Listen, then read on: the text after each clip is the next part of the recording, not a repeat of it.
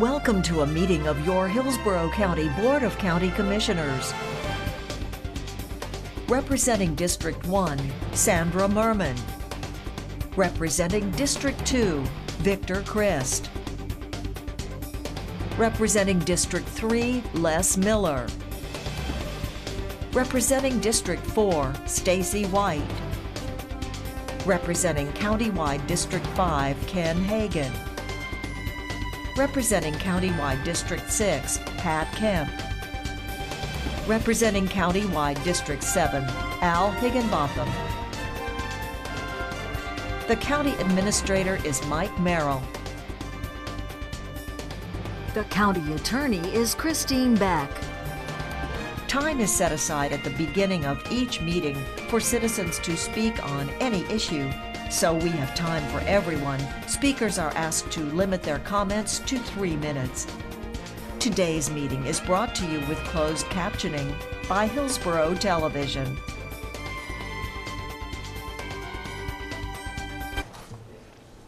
Good morning, everyone. I'd like to welcome you to our Board of County Commission meeting. It is Wednesday, August 15th. We're going to start with the prayer and the invocation from our chaplain, Commissioner Stacy White. Thank you, Madam Chair. We'll begin with the Pledge of Allegiance. Attention, salute, pledge. I pledge allegiance to the flag of the United States of America and to the republic for which it stands, one nation, under God, indivisible, with liberty and justice for all.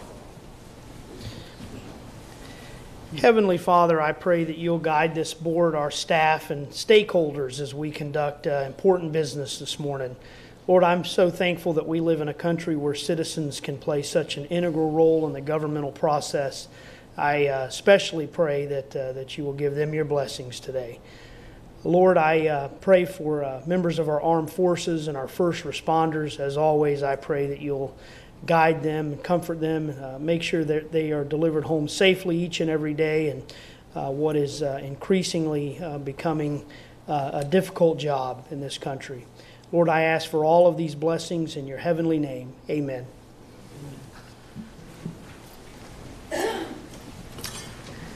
Thank you, Commissioner White, for that wonderful prayer to start our day. We have one proclamation, and I will present it.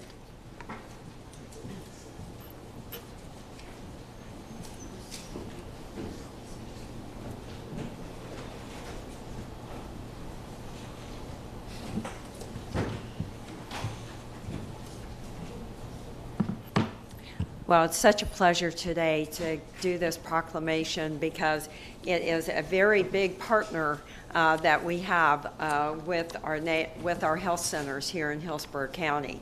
And we are recognizing National Health Center Week. So it's a pleasure to do this. And today we have with us Sherry Hoback. She's the CEO of the Tampa Family Health Center, if you want to come up.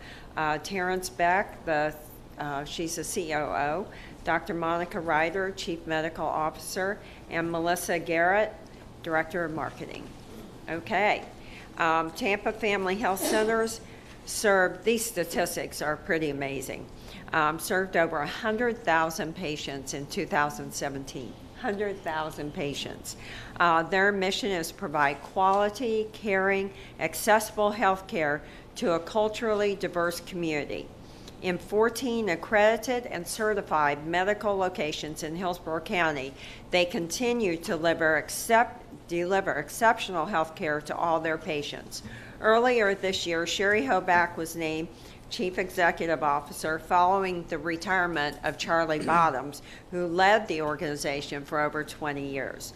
Ms. Hoback has more than 22 years of healthcare experience and has been with Tampa Family for more than 10 years.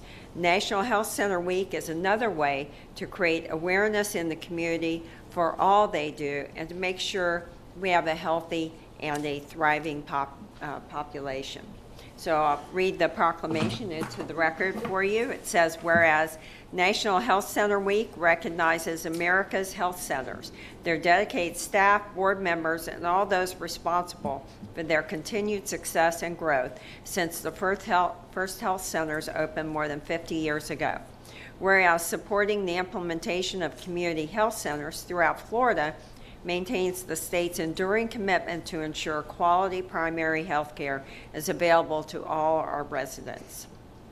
Whereas Tampa Family Health Centers are nonprofit, community-owned, and operated healthcare providers who serve uninsured and medically underserved people in Hillsborough County. Whereas Tampa Family Health Centers have expanded access to quality care to all people. Whereas the centers have contained costs by fostering prevention and integrating the delivery of primary care with aggressive outreach, patient education, translation, and other enabling services. Whereas Tampa Family Health Centers have maintained high standards of accountability and demonstrated cost-effective and efficient delivery of care. Whereas the centers have empowered local communities to address their unmet healthcare needs, reduce healthcare disparities, preventable deaths, costly disabilities, and communicable diseases. So now therefore be it proclaimed that the Board of County Commissioners of Hillsborough County, Florida does hereby declare August 12th through August 18th, 2018 as National Health Center Week. In Hillsborough County urges all residents to recognize the important contributions of Tampa Family Health Centers in safeguarding health and improving the quality of life for all people in Hillsborough County. Of course, it's signed by all 7 county commissioners, and I just commend you so much. Would you like to say a few words? Absolutely. Thank you. Commissioner Murman and fellow commissioners, I would like to thank you on behalf of Tampa Family Health Centers for being our healthcare heroes. National Healthcare Center Week allows us an opportunity to thank our legislators, our community, and our biggest asset, our employees, thanking them for continuing to serve our medical community and making sure that we have the healthiest Hillsborough. So thank you very much. We do appreciate this.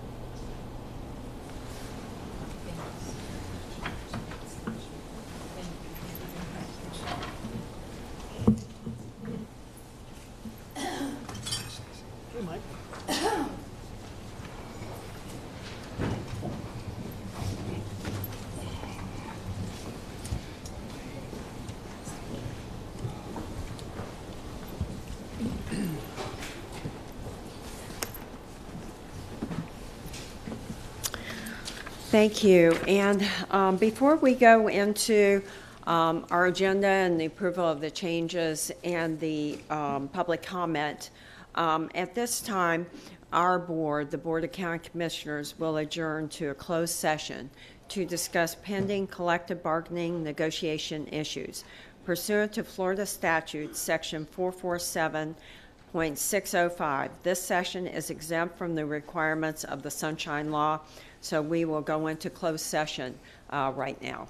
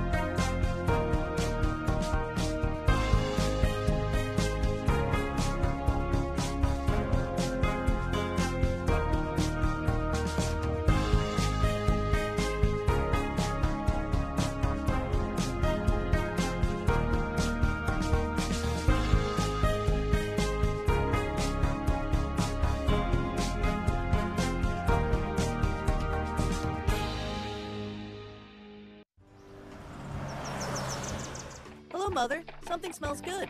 Good morning, sweetie. I'm making breakfast for you. Can you clean the bacon pan for me? Sure thing. No, Billy, don't do it. It's bad for your pipes and bad for the environment. Don't listen to him, Billy. Just pour it down the drain and forget about it. What's a little grease going to do? Actually, there's a lot that grease can do to damage your home and the environment. Picture this. When you decide to pour fats, oils, or grease down the drain, you are letting those substances harden up and stick to your pipe walls,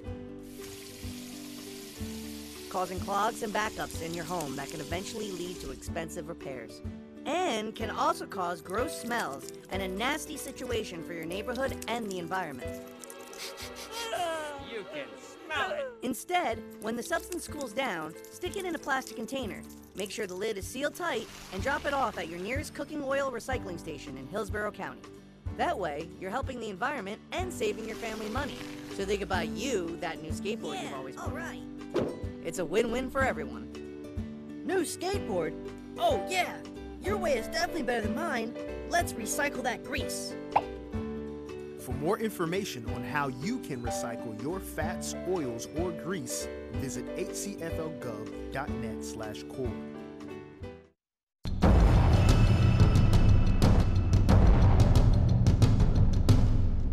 Thank you all for coming. I called you all here because we are Asian tiger and yellow fever mosquitoes, and we have a job to do. We're going to our new home soon, and I want everyone to be comfortable. I also want all our bases covered, so I'm going to go over everyone's assignments. Tommy, you're on tire duty. There's some great water gathered in those old tires, and I want your team to set up shop in there first thing. Now, humans definitely know that disposing of these properly can help keep us away. Let's make sure that doesn't happen. Don't you worry, I'm on it. I heard them tires is real nice. They're the best. You've earned this. Thanks, cousin. Bubba, your team is on containers. I'm talking trash cans, buckets, drums, wheelbarrows, whatever you can find. Don't be afraid to go to those real nasty places. But sometimes they tip them over. Well, if they tip them over, just move to another one. It's not hard to find standing water in a human's yard. It's everywhere. Kind of like us. Okay. Boats and lawn equipment. Usually they just sit in the yard and collect water. Seth, you know what to do. I love boats. Yes, I know that. You understand the instructions? Yeah, whatever. Excellent. Anchors away. Boats. Amelia, I need you up top, making sure the roof gutters are covered. People are supposed to clean those out, but they always forget. So it should be perfect. Yes, sir. I hope they're nice and clogged. Excellent. If they aren't, report back to me. We could use you down below. Phil, there may be some leaks in the foundation or pipes under the house. I want you to check it out. I can dig it, as long as it's not drained. Excellent. They shouldn't be. As you all know, these are gambusia. Everyone, calm down, calm down. The humans call these mosquito fish, and Hillsborough County has been handing these out for free as a method to keep us away. I know. If you see one of these, steer clear. Don't you worry, boss. They ain't gonna mess with us. Okay, good. The rest of you are with me. We're gonna look for any standing water we can find. That includes swimming pools, ornamental ponds, bird baths, whatever is out there. If it's got water, we're all over it. What's the matter, soldier? I'm just ready to get out there and do a good job for you, sir. You'll get your chance. You'll all get your chance. Today we celebrate our... Let's do some stinging! Woo! What'd I tell you bees about coming to our meetings? Get out of here! That's the 5th time this month. There's just no stopping mosquitoes in Florida, but you can prevent them from invading your home. Inspect your home weekly for standing bodies of water. For a simple checklist and more information, visit us at hcflgov.net/mosquito. Okay, everyone, you've got your assignments, so let's do it!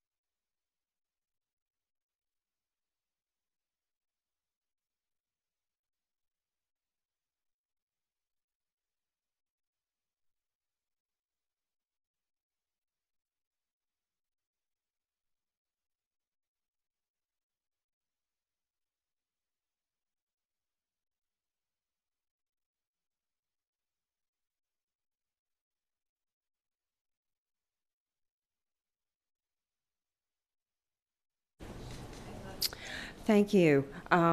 We have just concluded our executive session regarding the status of labor negotiations between Hillsborough County and the International Association of Firefighters, Local 2294. Pursuant to the law, the executive session was limited to the status of labor negotiations. After being briefed by the county administrator and staff, I will pass the gavel and make the motion that the Board of County Commissioners express its support for the position of the county administrator and fire rescue administration in labor negotiations. Okay. Okay, we have a motion. We have a second. Is there discussion? No. Seeing no discussion, the board shall be open for a vote. Motion carried 6-0. Okay, thank you very much. Now we'll proceed with our agenda. Mr. Merrill, do we have changes to the agenda? We do, Madam Chair, a couple of changes. We have 2 items being deferred or deleted. A15, which was to advertise and set a public hearing for enactment of an ordinance pertaining to the regulation of vehicle for hire services, is being deferred to September 6th. And F2, which was Commissioner Chris' item, directing the County Attorney's Office to prepare a resolution for the PACE program in order to include the incorporated areas of the county, is being deleted. We have 1 item removed from consent for discussion. That's A20, which was removed by Commissioner Murman. That's to discuss and approve the Commission on the Status of Women's 2018 work plan. We have a couple of public hearings starting at 10 a.m. D1. It's a public hearing to enact an ordinance regulating massage and bathhouse establishments. D2 is to conduct a public hearing and approve a final assessment resolution to create Water and Wastewater Impact Fee Assessment Unit 18301. And the final public hearing, D3, is to establish separate uniform rates for the various street lighting classifications for the 2018 tax year. And we have then 3 other time certains. At 10:15 is item F3, that's Commissioner Miller's item, receiving an update from Sarah Combs, CEO of the University Area Community Development Corporation. And at 10:30, item B3, actually 2 items at 10:30, B3 and B4, both audits by the County Internal Auditor. B3 is an audit of the pet resources kennel operations. B4 is an audit of the public records request business process. Those are the changes to the agenda. Thank you, Mr. Merrill. We have a motion by Commissioner White, seconded by Commissioner Miller to approve the changes to the agenda. Is there any further discussion? Seeing none, please record your vote. Motion carried 6-0. And we're now going to go into the public comment portion of the meeting. The board welcomes comments from citizens about any issue or concern. Your opinions are valued in terms of providing input to the board members. However, it is requested at the same time when you address the board that comments are not directed personally against a commissioner or staff member, but rather directed at the issues. This provides a mutual respect between the board members and the public. The board has set aside a 45-minute period in the morning immediately following changes to the agenda for public comments. At the discretion of the chair, the board may again hear public comment at the end of the meeting. People wishing to speak before the board during the public comment portion of the meeting should complete the electronic request for public comment form located in the lobby just outside the boardroom. Citizens speaking on scheduled agenda items will be heard before citizens speaking on non-scheduled agenda items. And when addressing the board, please state your name, speak clearly into the microphone, and 3 minutes will be allowed for each speaker. And our first speaker today for on the agenda items is Lois Price on item G1. And after Lois is David McAllister, then Kevin Thurman. Good morning. Commissioners. We appreciate your recognition of our county. Oh, I am Lois Price, I'm sorry, and I'm from Hillsborough Organization for Progress and Equality. We appreciate your recognition of our county's housing crisis. It's a problem that affects every one of us in one way or another. We understand that the county is making a decision on allocating either $3 million or $6 million for affordable housing in the 2019 budget. Your staff have admitted that the housing crisis is huge and it will require significant funding. So we believe that at least $6 million should be allocated to resolving the problem. So how would that money be used? The greatest need is for the development and rehab of more decent housing for families that are struggling with low incomes, those who are at or below 60% of the family median income. A study that was conducted by the Schimberg Center for Housing found that there is just not enough housing out there for working families with low wages. For every 100 renter households with incomes below 50% of the area median income, there are only 78 affordable and available units. It's even worse for those with incomes at or below 30% of the area median income. For every 100 of those households, there are only 27 affordable available units in our area. As you plan the 2019 budget, we ask that you allocate at least $6 million towards affordable housing. But we all know that a one-time allotment of funding will not resolve this crisis. That will require an assertive effort over time. We need local, dedicated, ongoing public funding of at least $10 million annually to create and rehab decent housing that's affordable for working families and for seniors. And we must prioritize families with low incomes at or below 60% of the area median income. This can be done with locally controlled and dedicated public funding of $10 million. That investment will then leverage additional public and private partnerships. Research shows that on average, each dollar from a housing fund can leverage more than $8 in additional public and private funds. This construction and rehab of affordable housing will bring economic development through more jobs, increased businesses, and additional tax revenue. We ask you to commit $10 million annually to develop and rehab needed housing for our families. It's a step that's essential for the economic vitality of our county. Thank you. Thank you very much. Next speaker, David McAllister, and then Kevin Thurman and Chris Gleason. Morning, David. Good morning. I'm David McAllister, and I come here to advocate for an appreciation for local history and veterans, especially of the period of the war between the states. I wanted to come to you to speak about F1 here, which is appointments to various commissions and councils and whatnot, and especially Section B, the Diversity Advisory Council. I know you'll be very careful with these appointments. There are a number of open seats. We want to keep this council going.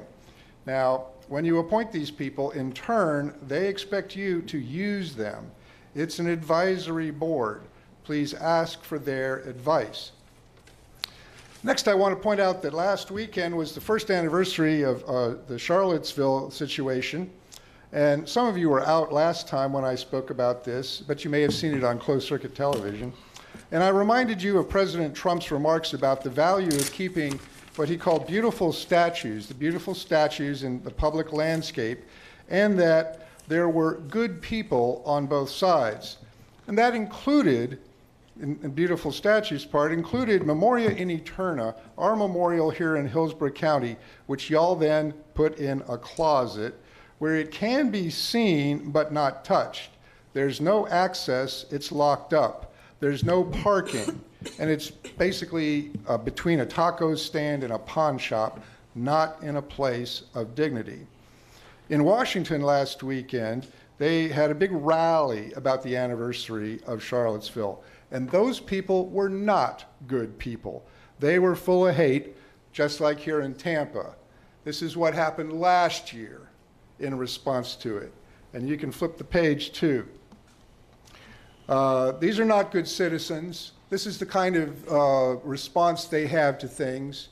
You can go to the next one.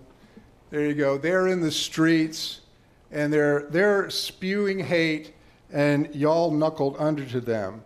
This will be remembered in November. Okay? This is the sort of thing that these people are all up to. It hasn't gone away. And what's the result? Last November, this headline appeared. You can pull it up a little bit. Okay. Y'all had an initiative to have a symposium on race relations, which had been declared to have deteriorated. What happened to that? Nothing. And you know, we're getting closer to November, and a year of absolutely nothing for that initiative, counselors, commissioners.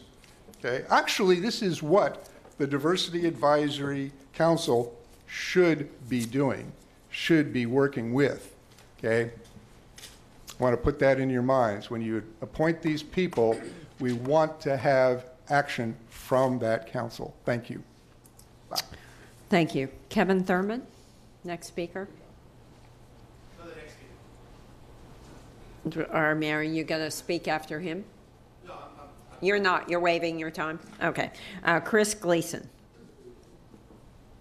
Chris Gleason, waiving your time? Okay. Gerald White. Good morning, Mr. White. Good morning, Commissioner, Madam Chairman, Commissioners. Al Higginbotham, I know the election process is starting, Commissioner Higginbotham, but before the first vote is cast, you know, in this primary election, I just wanted to be one of the first citizens. I'm sure you've received hundreds of thanks for your service on the Board of County Commissioners, and I saw your last meeting. I said, you know, I didn't thank him for his service, and really a wise man. And you really have given quite a bit to the county. And there are those equally in the count who are saying, I'm glad he's leaving. We really appreciate your service.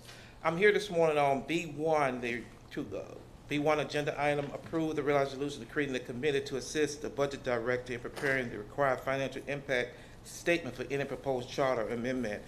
I just wanted to know, Commissioner Miller, this economic person, these three different positions, were you all briefed on these three different positions for this committee? And all these positions, are they reportable to the Board of County Commissioners or the clerk? Can you all just elaborate a little bit who these folks are that's going to be approving the impact statement? I'll have our county attorney answer your questions. This will be discussed in more detail when B1 comes up, but this is following the charter provision 8.05, which requires the budget director to give the financial impact statement. And this resolution was part of the ordinance implementing that simply requires a committee to put in more eyes advising the budget director. But the budget director retains the final authority. Okay. Very good. I support this resolution. I just want to encourage citizens also to get out and vote. Huge election. We're going to be electing eventually United States Senator, Governor, County Commissioners. Exercise your right to vote. And I just want to particularly encourage every citizen, take the time, designate someone in your house to make sure every member of the family vote in every single election, this election cycle. It's a huge election, big impact for all the citizens of Hillsborough County and the state of Florida. God bless you. Have a great day. Thank you. Robert Boileau.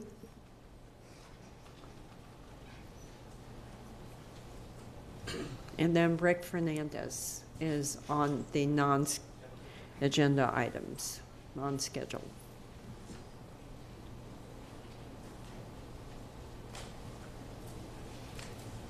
Good morning. Good morning, Commissioners. Can you hear me okay?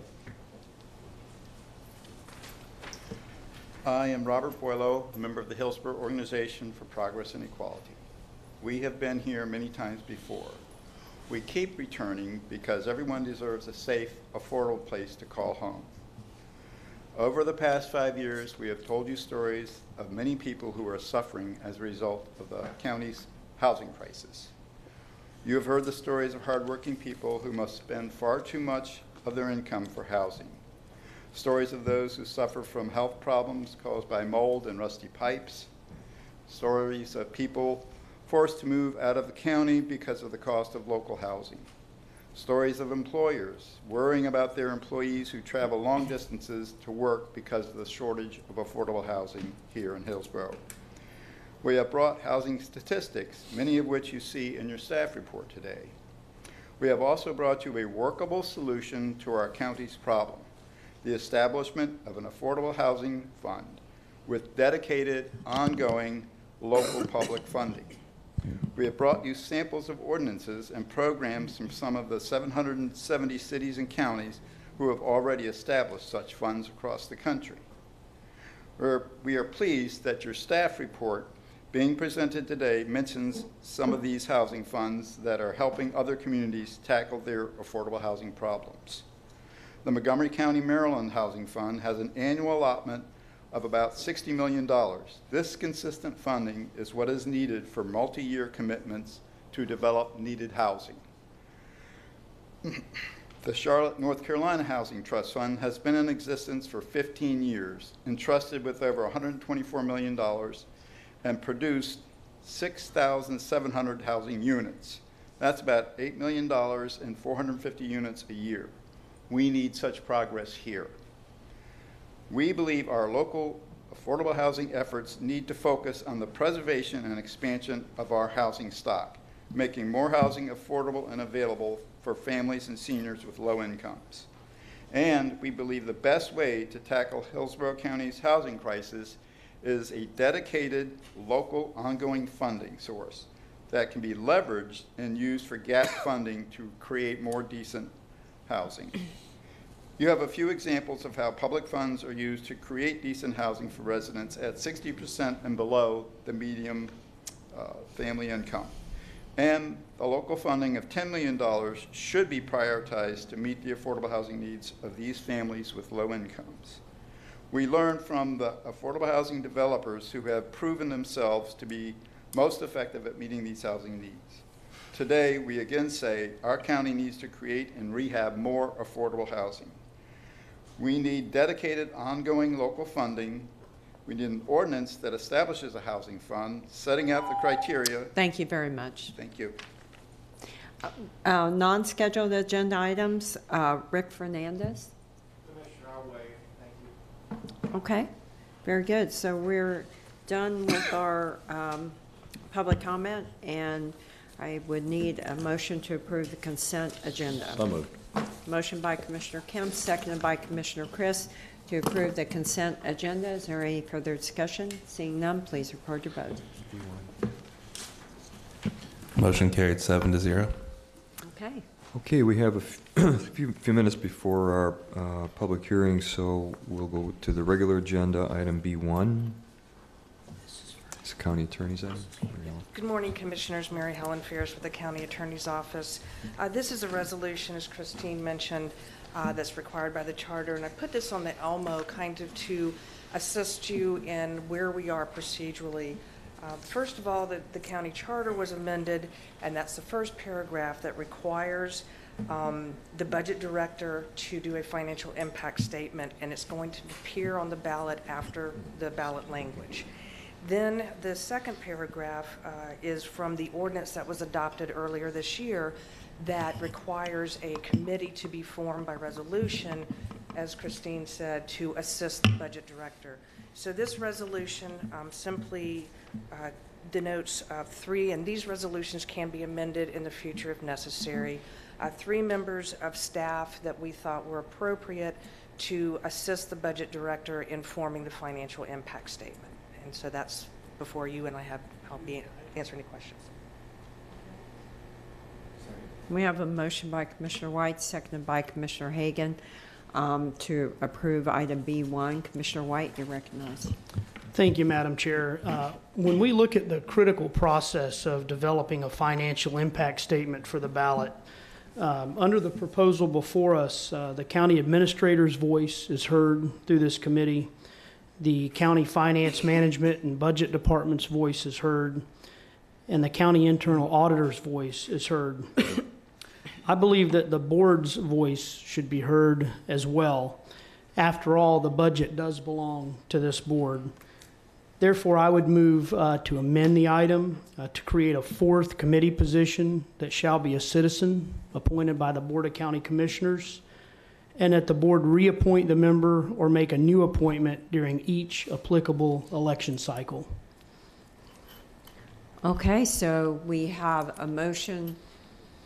Oh, well, you made the original motion, and now... This is a motion to amend. Okay. I guess you can do that. He can amend his own motion.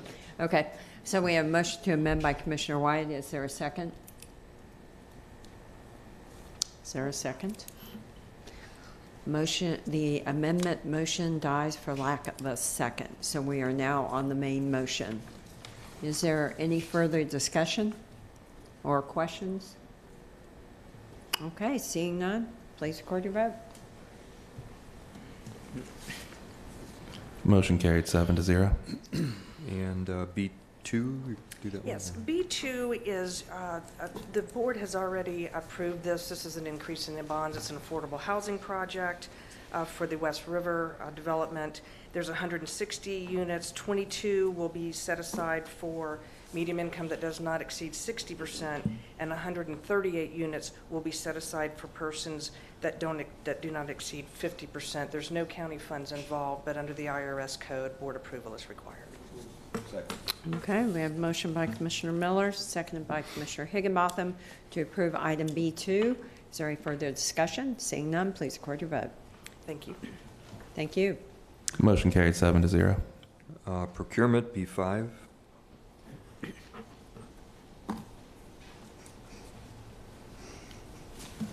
Good morning, Commissioners. John Hollingshead, Procurement Services Department. Agenda item B5 for your consideration has two parts to it. The first part is asking you to award and execute the first modification to the sole source agreement with Huron Consulting that increases the contract by $2,500,000 and extends the contract from September 1st, 2018 through August 31st, 2023. This is for ongoing data warehouse maintenance and technology services and enhancements to the system that is used by the Healthcare Services Department, but it's administered by the Information Office. The 5-year work plan is attached as backup to the agenda item for everybody to see. A notice of intent to sole source was advertised in the marketplace for a 5-day period. The marketplace didn't have any objections to what we were recommending to award. Due to the exclusive nature of the work being done by Huron Consulting, there are no subcontracting opportunities for disadvantaged firms. The second part of this agenda item is asking you to approve the delegation to the county administrator to execute a HIPAA agreement due to the medical information of the indigent healthcare people participating in the program that the programmers would have access to. Great, thank you very much for your explanation on item B5. Motion by Commissioner Miller, seconded by Commissioner Kemp to approve item B5. Is there any further discussion? Seeing none, please record your vote. Motion carried 7-0. Thank you, Board. Thanks, John. B6, Public Works.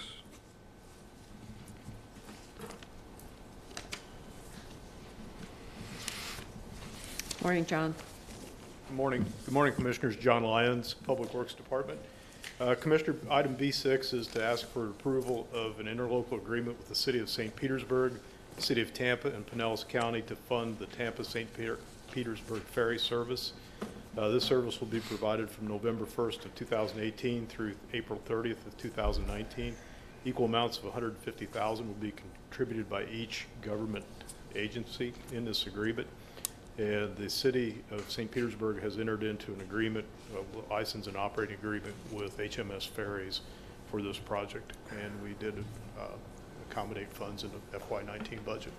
Okay, thank you very much. I'm going to pass the gavel and make the motion to approve item B6. I think this is very good for our community. Really builds our ecotourism, makes use of our waterways. We've talked about this a lot. So I'll make the motion to approve. Okay. Okay, we have a motion, we have a second. Commissioner Miller. Commissioner Miller, you want to discuss? I have a question. Okay, question? Do we anticipate this being a recurring event, a recurring item that we're going to have to fund every year? The agreement contemplates up to 3 seasons, and it would have to come back each year as part of the budget process to approve that. Will we be getting a report from whomever as to the ridership on a monthly basis back to us at the end of or periodically during this particular time?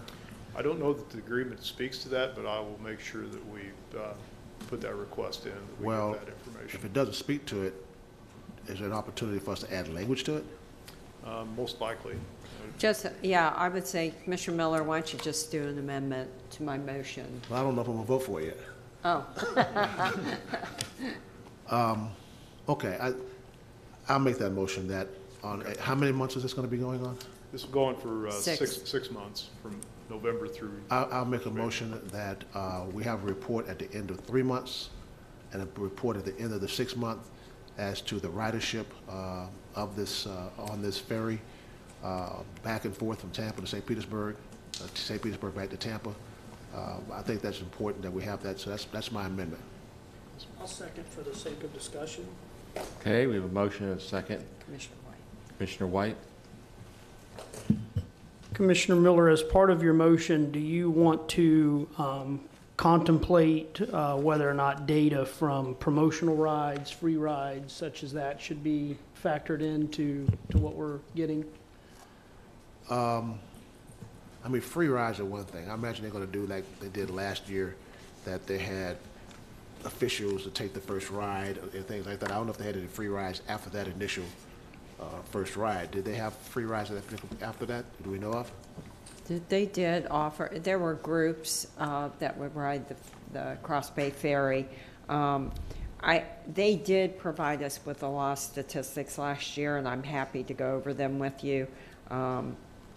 You know, I don't know how many were comped, but I don't think very many were, because we got money back, and we wouldn't have gotten money back if they had comped a lot of people. So, Commissioner White, then if that's the case, I'm not worried about the comps. I mean, if the statistics show last year there weren't that many comps, I'm talking about those that actually paid to ride the ferry. Yeah, I mean, I'd personally like to see comped rides and promotional rides excluded from the data that we get. right.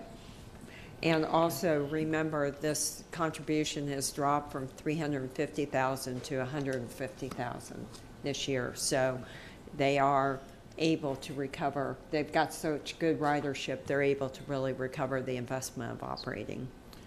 Well, regardless of that, my concern also is this is going to be a recurring event, henceforth and forevermore. That's a concern I have. But We'll get to talk about it next year. yeah, right. That's my amendment. There is a provision within the contract that they have to provide monthly records, reports to the city on their operating. And we'll just make sure that all the detail that you're requesting. Reports to whom? It'll be to the city of St. Petersburg, but we'll make sure that we get copied on that as well. Yeah, but I want it Hillsborough County the 3rd and the 6th month. Yes, sir. Okay. So we have an amendment by Commissioner Miller, seconded by Commissioner White. Okay, we have an amendment to the amendment by Commissioner Miller. Amendment to the motion. Amendment to the motion. Is there a second to Commissioner Miller's? Yes, it's Commissioner White. Okay, Commissioner White. Is there more discussion? Seeing none, the board will be open. Motion carried 7-0. Now we're on the amended motion. Is there discussion? Murman, Kemp. Commissioner Murman? I made the motion. And then Commissioner Kemp? Mhm. Yes. Okay. All right, I don't have the board in front of me. It's in front of Commissioner Murman. No, there's no comments. All right, is there any more discussion? No. Okay, there's no more discussion listed on her screen, so the board will be open for a vote.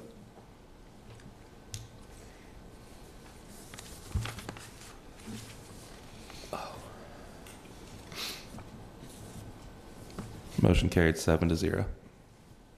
Commissioner Murman, you have it back. Okay, Mr. Merrill? Okay. We're on our public hearings. Yes, D1.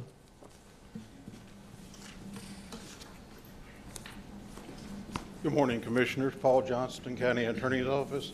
We have a public hearing this morning to consider enactment of an ordinance pertaining to the regulation of massage and bathhouse establishments. The ordinance will provide for a permitting process and regulation of massage and bathhouse establishments similar to the one enacted by the City of Tampa back in January.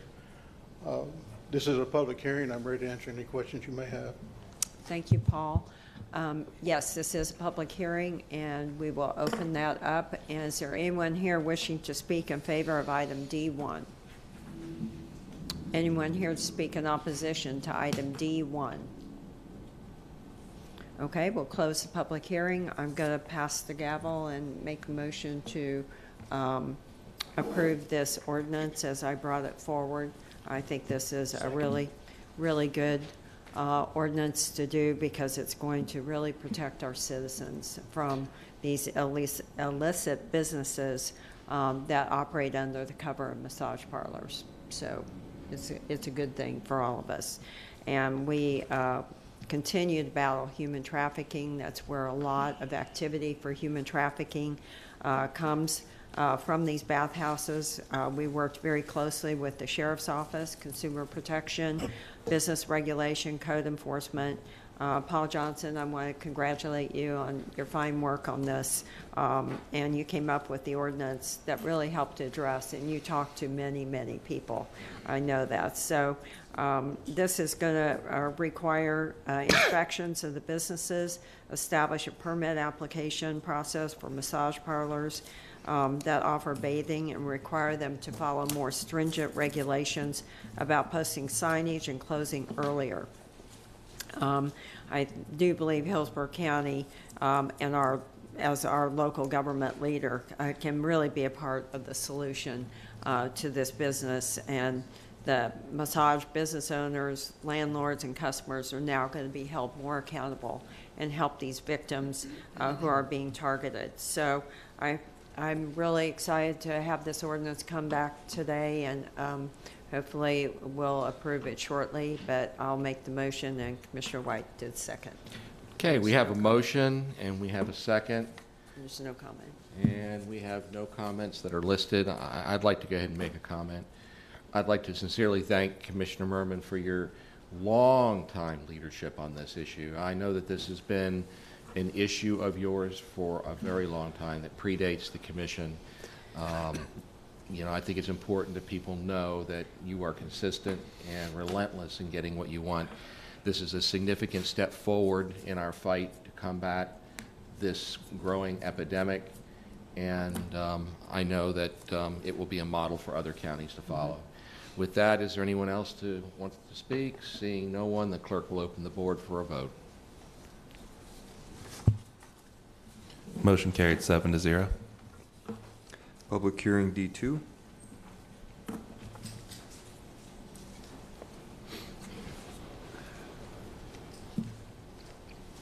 Good morning, Madam Chairman and members of the board. Connie with Public Utilities, Connie Cassini. This is a public hearing to approve a final resolution and an assessment roll for our water and wastewater impact fee unit 18301.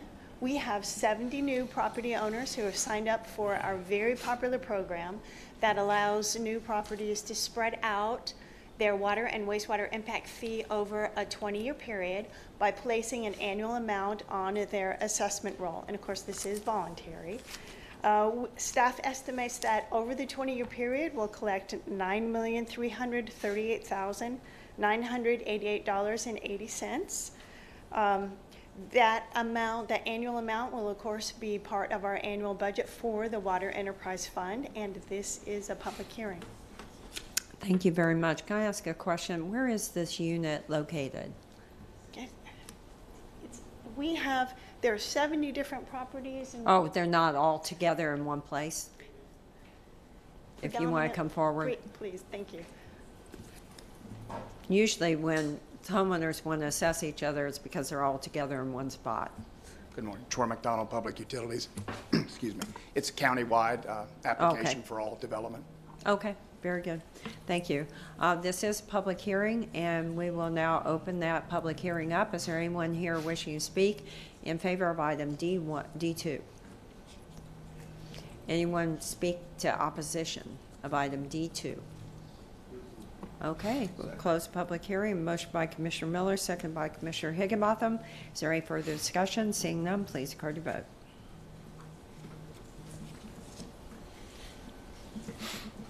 Motion carried 7-0. Final public hearing D3.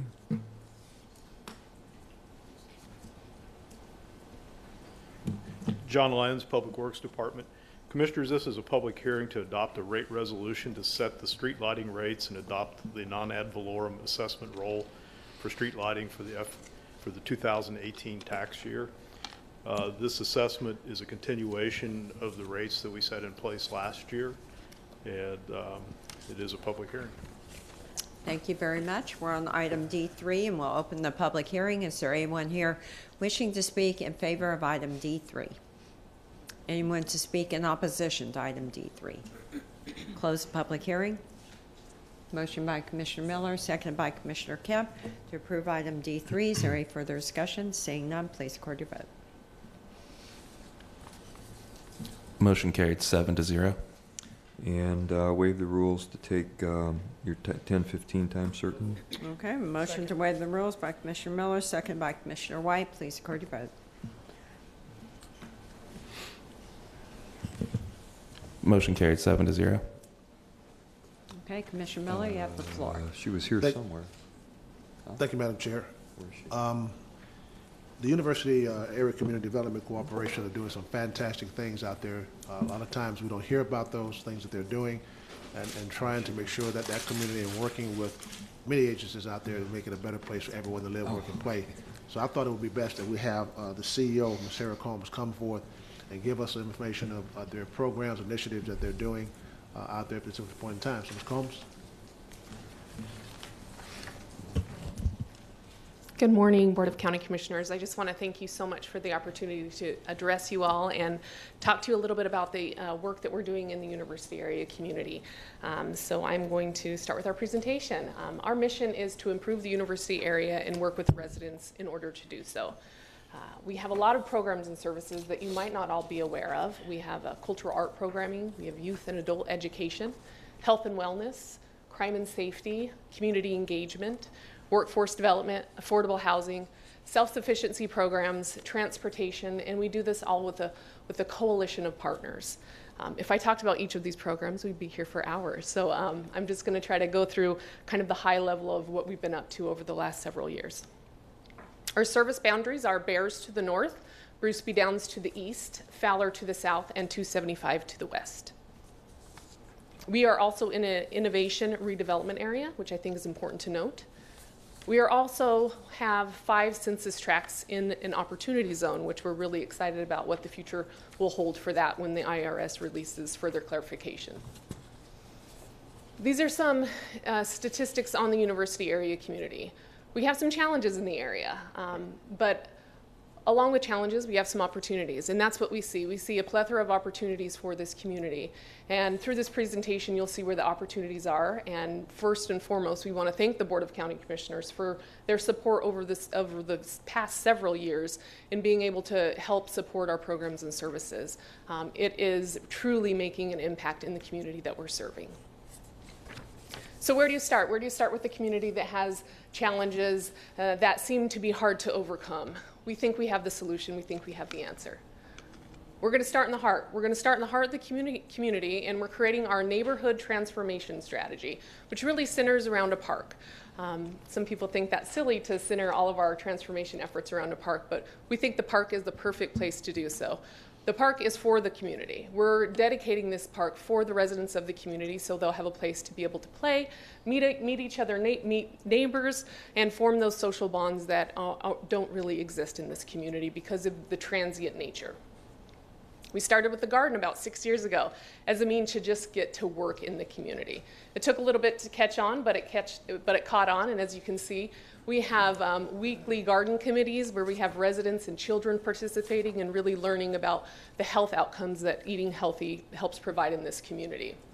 We then decided to create a teaching kitchen and classroom right next to the garden.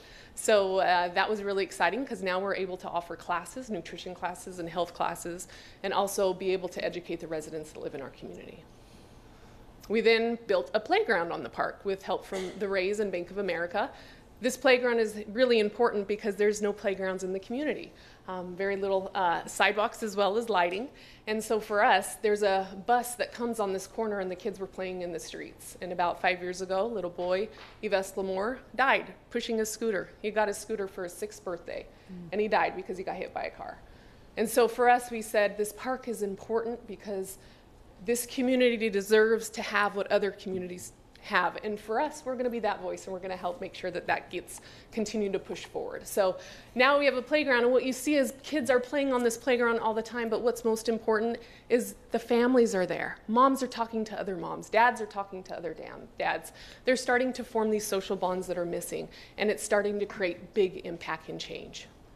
We're also doing creative placemaking, so we're educating and empowering the residents to say, what do you want your community to look like? And let's create these murals, these art, these sculptures, and most importantly, it's done by the residents. These are all done by the residents, and we're pairing them with local artists and allowing them to be able to be creative and create the place that they want to live and call home.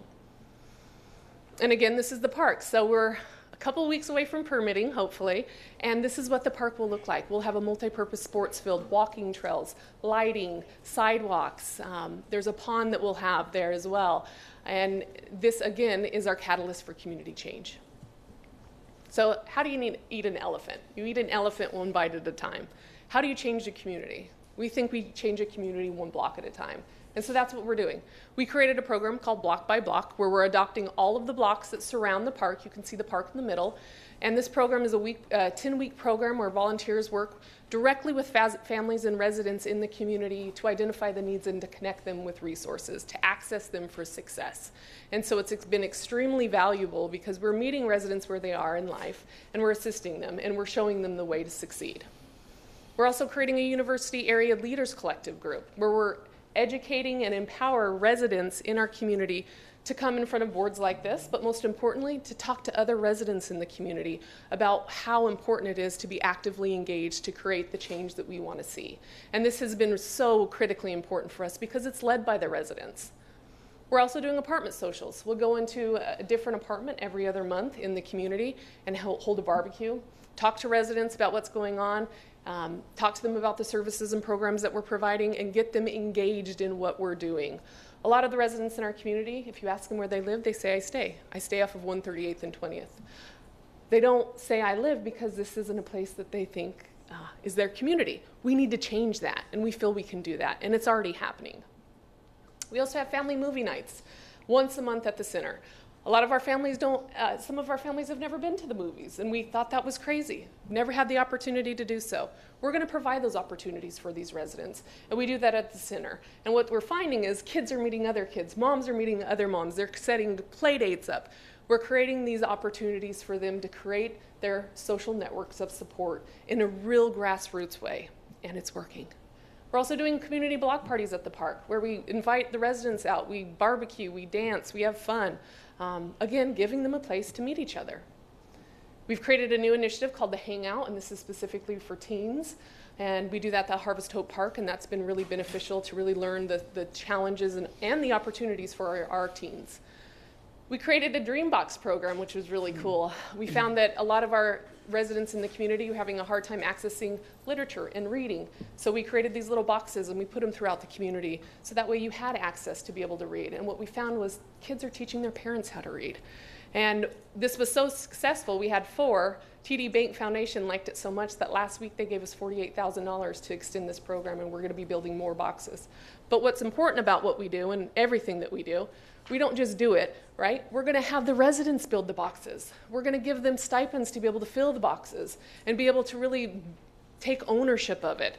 And we think that that's really important. So it's not just what we do, but how we do it. And we also think it's important to be able to provide safe routes from Moore Elementary to the park back to the UACDC.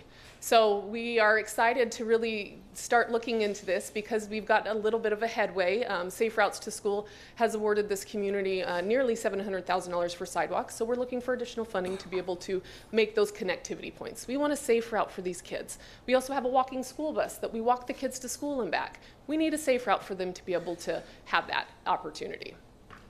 And I think one of the most important programs that we've implemented is our land banking program. We talked about the opportunities for this community. We talked about a lot of opportunities that are happening in the university area, and we want to make sure that residents continue to have the ability to call university area home, and that they don't get pushed out. So we thought that this was really important to be able to implement this program to ensure that gentrification does not happen to our residents, and then that this continues to stay an affordable place for them to live. So our land banking program is an aggressive plan. As you can see, it's the park, centered on the park. That's the heartbeat of our community. We're aggressively and actively acquiring land within a 1-mile radius of the park.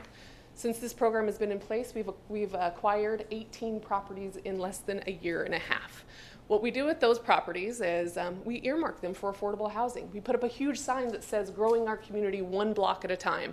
We want residents to know this community is changing. We want you to be a part of it, and we're going to help you become a resident in this community as well.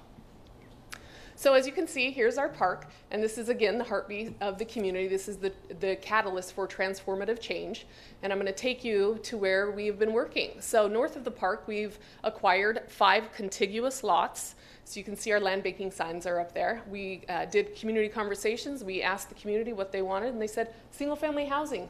Less than 10% of our community is homeowners, so that's something we absolutely need to change. And so now we're going to be partnering with Habitat for Humanity to build 10 homes.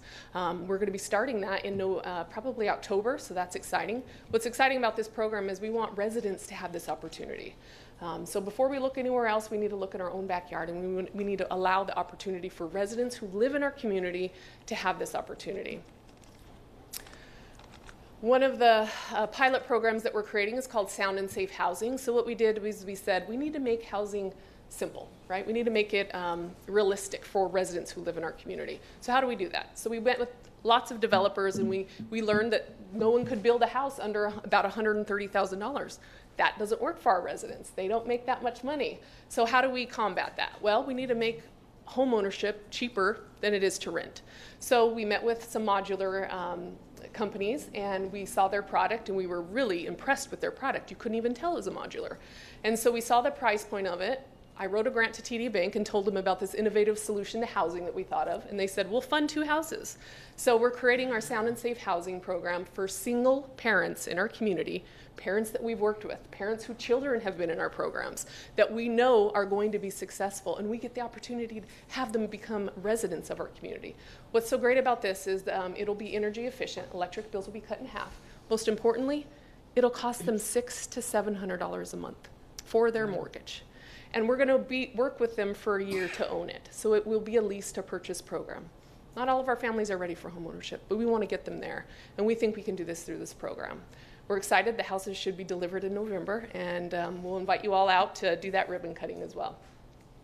We've acquired a lot of property on 20th and 21st Street. Because of the overlay UAC zoning, it is zoned for density, so we are looking into townhomes for ownership as well. So that's another product that we're looking at and meeting with different developers and products out there to see what's the best fit for us. We've also acquired a property right next to our current Golden Glade apartments, and we're going to be naming this one Golden Oaks, and that will be 28 units. So we're excited about that project because it's right next door to our Golden Glade apartments. So we're excited about that opportunity. We're also looking at seeing what's working really well in our community. Our garden is bringing people from all walks of life together. It's really celebrating the cultures of our community as well, and we want to expand that. So we're working to try to put together 22nd Street Market Garden. We don't currently own the property, but we're working with Hillsborough County in order to acquire it, and we're excited about this because this is going to give opportunities for residents in the community to engage, and then also to be able to help with business opportunities as we vet the market. And then the last project that we're looking at is our future home of our Harvest Hope Cultural Campus. And what's so exciting about this project is that it's about nearly 2 acres just south of the park, as again you can see how we're doing impact and a clustered approach to community development.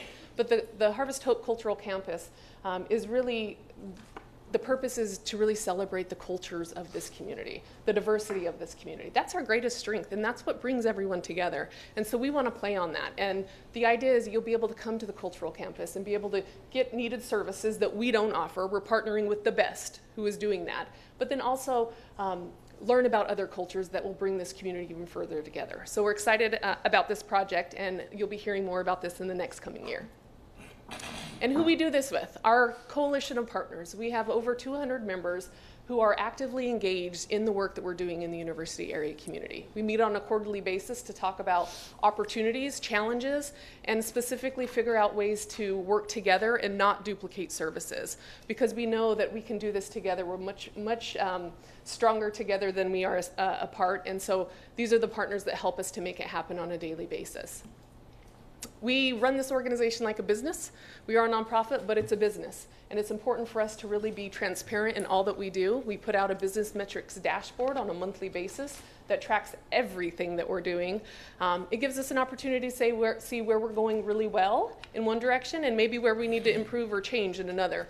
This is a snapshot, again, on a monthly basis for our board, for our staff, and then for anyone else who wants to see it. We share this with a lot of community partners. But again, this helps us be accountable and really show the improvements that we're making. 94 cents of every dollar goes back directly to UACDC programs. Again, 94 cents of every dollar goes back into the community. This is the best admin rate that I've ever had in my nonprofit career. It took a while to get there, but now we are where we need to be to really continue to make the change that we want to see. And then this is who makes it happen. So for our staff, it's not a job. If you work at the UACDC, this is your passion, this is your calling. We are extremely an aggressive organization, but we're able to be aggressive because we have the right people working on our team, because they care about the community, they want to see the change, and what's even more exciting is we're making change. The movement that we've started is really taking on, and we're excited to continue to gather our army and just make this community an amazing opportunity for families. So I thank you for your time and attention, and I'm happy to answer any questions that anyone might have. Well, Sarah, I mean, that was a great presentation. Congratulations. Commissioner Miller? Well, I just wanted to bring Sarah forth to show what they're doing out there. And it's, I didn't know everything that you were doing, but it's quite impressive of everything you're doing, especially, excuse me, when you're looking at having affordable homes for people to live in. I think Hope is here to, we hear that from them constantly for years. And you're right on target with trying to make sure that people have affordable homes. I want you to go back a slide. We had the dollar bill there. Yeah, that's amazing. 94% of every dollar goes to program services. I was, many moons ago, executive vice president of a not-for-profit here in Hillsborough County. And if I recall right, only about 80% of every dollar they had came to that agency, went back into services. The other 20% went to salaries and other services like that. 94% is almost unheard of. Yeah. So you need to be congratulated on what you're doing there. So I just wanted to make sure that you came before this board and expound on what you're doing there. We ask that you keep it up. Whatever we can do, I know we're here to help in every possible way we can, especially when you're talking about trying to help those who need it the most. So thanks for being here. Appreciate it. Thank you so much. Commissioner Higginbotham, you're recognized. Thank you. And Ms. Combs made a presentation at the AHAB meeting a week ago Monday. And what crossed my mind is we need to have you here at the County Commission Chambers to make a presentation. So thank you, Commissioner Miller, for beating me to the punch on that. And you had no idea that it was on my mind last week. But what got my attention was the 94% that goes back into the community. And that slide really just struck a positive chord. And I don't know, what was the key to that? What, if you were to share advice with other nonprofits and getting there, what would you share with them in advice? I think for us, it's extremely important to make this work personal. So I attribute this to the change that in the way that we ran the organization about 5 years ago. We really decided to change to a holistic approach to services, and that meant getting our staff into the community, boots on grounds, knocking on doors, speaking with residents. So when you are working in the program or wherever field you're in, you have that face, that connectivity point that makes it so much more important. And that's the drive that I think gave our staff what they needed. And we continue to connect with them. So, we have our community outreach committee that goes out every week, boots on grounds, talking to residents, seeing that there is opportunity to change this community, but we have to go above and beyond in order to do so. And so that was the pivotal point for our organization. Good, and your attitude shines. And I know that I've counseled with advocates in the affordable housing field over the years and have talked about being positive. Don't take this ambush approach when seeking help and counsel within the community. And it shows, and it makes a difference that you're positive that you believe in this community. And for a young lady, I think you said from Colorado, we're fortunate to have you in Hillsborough County. Thank you so much. Yes, I ma'am. appreciate that. Commissioner Kemp, you're recognized. I just wanted to say great job, really knocks your socks off. It's just so comprehensive and touching so many things. And so I just, it was a really wonderful presentation. And I just have one little thing I would like to add that maybe you can consider is when you think about the housing, I know a lot of people struggle with their utility bills. It's a problem and a reason why sometimes people lose their housing. And I'm thinking it's time for solar panels on all those houses, so getting them to net zero. Absolutely. Great. Commissioner Chris, you're recognized. Thank you, Madam Chair. Sarah, as usual, an incredible job. You and your team are second to none. You just covered on a small microcosm of what you actually do on a day-to-day, week-to-week, month-to-month, year-to-year basis. I think it's important for those who are watching on our TV and those in the audience to know that some of the outstanding programs on a national and international basis are run by your organization.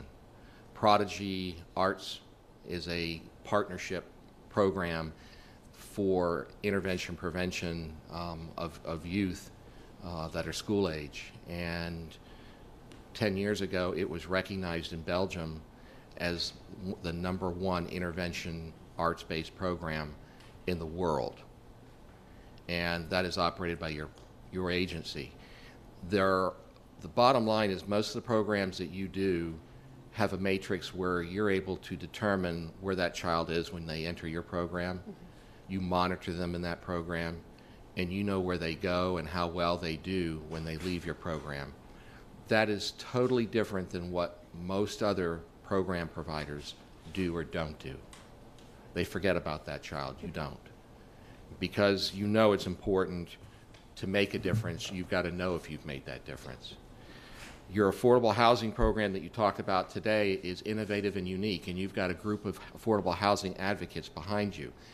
This is the organization that I told you about yesterday when we met. And I said that they have been doing this for a long time and that they were innovative. And I am glad that you're here today to get a chance to see what they're doing and how they're doing it. It's more than building an apartment to house somebody. It's giving them an opportunity to own a home. You have an incredible team working with you, and you have done an incredible job of organizing, managing, and implementing and empowering that team. You're more than a spokesperson. You've been a very effective leader. And, you make me very proud. You have one of your lobbyists in the audience back there, Kelly Millette, who works with Ron Book out of Miami, that makes sure that you get looked after at the state level. And we appreciate you, Kelly, and Ron, and what you do to look out for this organization. But I just wanted to say thank you. You make me very proud. You've come a long way in 20 years. We have. Thank you, Commissioner Chris. Commissioner Miller, do we need to take any action? Okay. Really, Sarah, you blew us away. Awesome. So keep up the good work. And I know you've probably met Cheryl Howell, and you guys are working together probably quite a bit. So absolutely.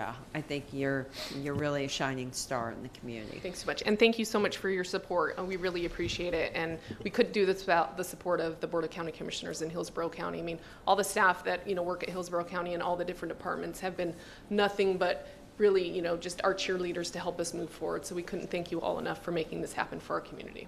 That's Madam great. Chair, thank you. Yes. One more Commissioner thing.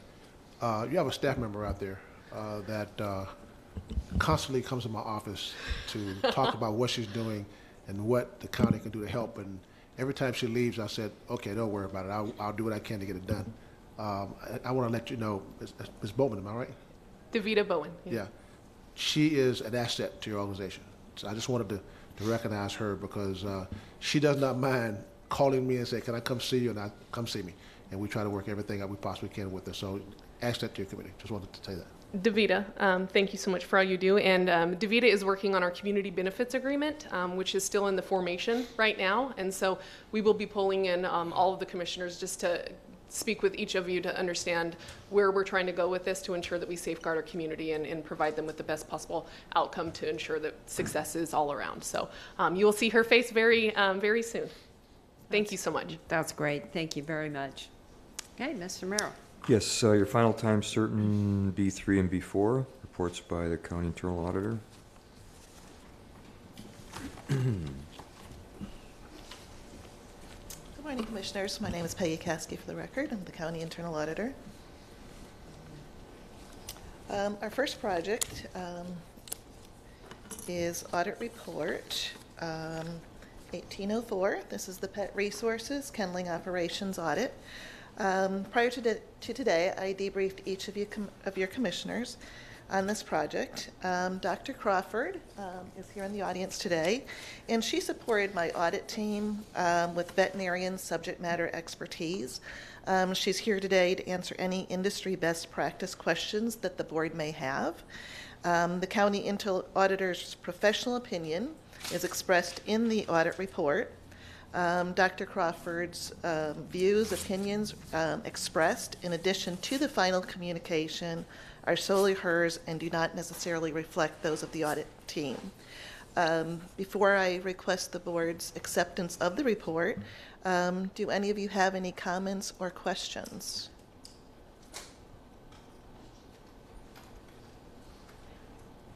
Got a little distracted here, That's sorry. right. Sidebar. So are you going to present the report or? Oh, no, Yeah, there are no if anybody- questions. Any questions, Dr. Thank you. Crawford's here today? No? No questions? I haven't seen any questions up No? here. I know you Okay. briefed us all. Do we need to have a motion to accept the report? So moved. Is that what you need that action? Okay, so we have a motion by Commissioner Chris, seconded by Commissioner Hagan to accept the Pet Resources Center Kennel Operations Audit Report, item B3. Is there any further discussion? Seeing none, please record your vote.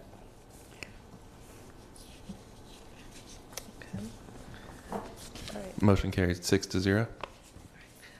And then the other project that I have today, which is item B4, this is the Public Records Request Business Process Audit, project number 18-03. With this project as well, I had debriefed each of the commissioners prior to today. Before I ask for the board's acceptance, do you have any comments or questions on this project? Don't see any questions at this time. Is there any further question? No. We're on item B4. Is there a motion to approve? Motion by Commissioner Miller, seconded by Commissioner Chris to approve item B4. Is there any further discussion? Seeing none, please record your vote. Motion carried 6-0. Good job. Thank And you. now I understand both reports will be made public. Yes, they're public After- record as of okay, today. very good. As of right now. Thank you. Madam Chair, if I could just also thank Dr. Crawford. She's been a great partner Yes, come of forward. I think you should come our forward. county and She did in a awesome. lot of respects has helped us improve. As I think the audit results show, we're doing a great job at Pet Resources, and a lot of that's due to Dr. Crawford's help, so thank you. Thank you very much. You should be very proud of your community shelter. I have worked with nearly all the shelters in this state, as well as hundreds in other states around the country, and I can truly say that on a relative basis, yours is one of the most progressive in terms of pursuing and achieving best practices that protect and enhance the health and welfare of the animals that need to be served in your community. So thank you very much for this privilege. Yeah, I think one thing that struck me about the audit that was so great, having you come in and being an independent voice, or independent set of eyes, I guess, on the operation. And so I think the public needs to know that you Yes. came in, didn't know much about our shelter, and you really gave it a good look over, and it came out in the audit. So I was Yes. very impressed with the results. Thank you. Thank you. And congratulations to Scott Tributowski. Yes. Thank you for all of you and your staff for all your hard work. Yes, Scott, awesome. Now he's smiling. Poor guy. He doesn't get to smile too often. Yes, he can smile now. That takes you to board appointments, F1. Okay.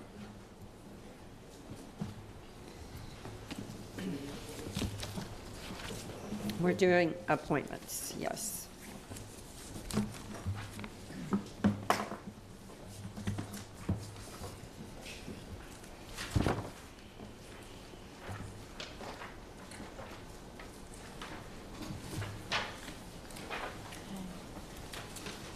Did you want to speak, say something first?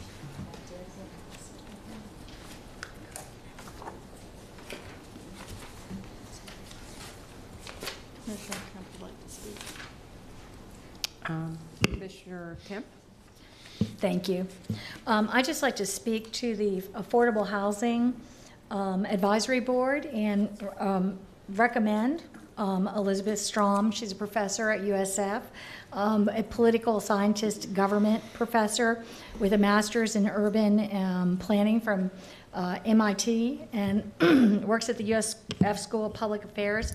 She's been doing research on affordable housing issues since the 80s. Her first master's degree thesis was about affordable housing in New York City. She's written this report about affordable housing in the city of Dunedin and done lots of research on it, and I think she'd be an excellent addition to our Affordable Housing Board. Okay, thank you. Commissioner Higginbotham, you're recognized. Thank you, and I hit my button to get in queue to address this as well. You know that I'm chairman of the Affordable Housing Advisory Board, and knows there's some specific needs that we need on the board. And the first position, Mary Neves, she has actually, and it doesn't happen a lot of times, but will seek out and ask for support, and it's called my office and talk to me and my staff. But we are lacking in having someone who's a child advocate. And she not only is a realtor, she is involved in children's advocacy, and I would like to suggest, if you're not committed with someone already, that in this first category that you consider voting for her. And then also, we do not have a representative in the veterans area, Veterans Affairs or veteran. And in the second category, Kaylee Smith would be, and I respect Commissioner Kemp and the person that she's making a recommendation of, but we do need someone who is involved in Veterans Affairs. And so I would ask that you consider number 2 in that first category, number 3 in that second. Thank you, Commissioner Higginbotham. I've known Mary for a long time. She's a great advocate. Commissioner Chris, you're recognized. Thank you, Madam Chair. I just want to echo that as well. I've known Mary Strom, or excuse me, I've known Elizabeth Strom for a long time as well, and I agree with Commissioner Kemp. She, in her breadth of knowledge, would be very effective on that board. And, you know, she has behind her the University of South Florida and their resources as well, which is extensive, and recommend her strongly. Okay, Commissioner White, you're recognized. I have 2 things. One is Commissioner Higginbotham, when I'm called upon the vote, I'm going to accept your recommendations. I appreciate your service on the Affordable Housing Board and the recommendation that you bring to the table. I would have liked to have seen these recommendations come ahead of time by way of memo, so I'd just like to ask the County Attorney's Office that would be okay as long as there's a statement not to reply due to the sunshine laws, right? Yes, exactly. Yeah. If you don't communicate back. Yeah, I do think sometimes we come into the boardroom and we're all advocating, you know, for different people, yet, you know, you have to wait till your turn comes up, and then by that time, maybe the other votes have been cast. So I think it's good if we could do that. I think it would help us. We could work with Luann and try to tweak the process a little bit too. Okay. That would be great. Thank you. That's very good. Okay, is there no one else in the queue, so we're ready to go? Okay, Commissioner Murman. Great. Now I'm going to accept Commissioner Higginbotham's recommendations for Mary Neves, number 2, and Kaylee Smith, number 3. Commissioner Christ.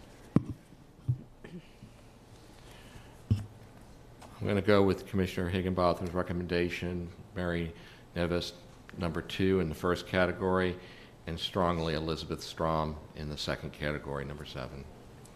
Commissioner White, 2 and 3. Commissioner Miller, 2 and 8. Commissioner Hagan, 2 and 7. Commissioner Kemp, 2 and 7. and Commissioner Higginbotham. 2 and 3. So for the citizen actively engaged as a real estate professional will be Mary Neves. We have a tie for Kaylee Smith and for Elizabeth Strom. So we need to do a revote just for those 2. Commissioner Murman, Number 3. Commissioner Christ, Number 7. Commissioner White, Number 3.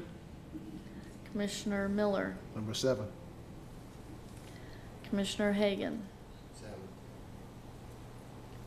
Commissioner Kemp, 7. Commissioner Higginbotham.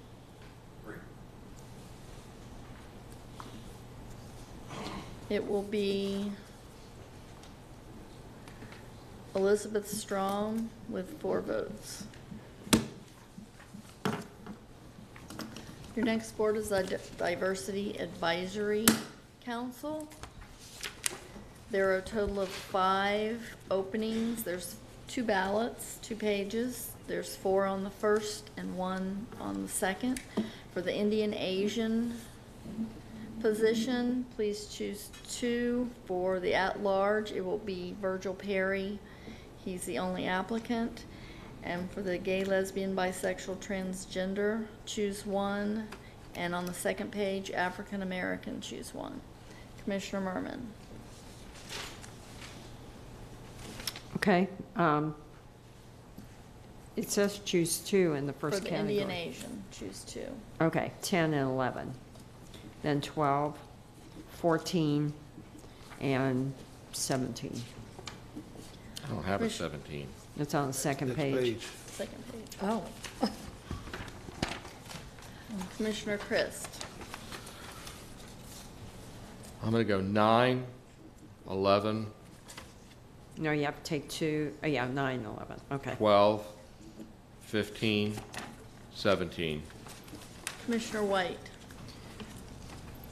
9, 10, 12, 15, and 17. 10, 11, 12, 15, and 17. Commissioner Hagan. 9, 11, 12, 15, 17. Commissioner Kemp. 9, 11, 12, 15, 17. Commissioner Higginbotham.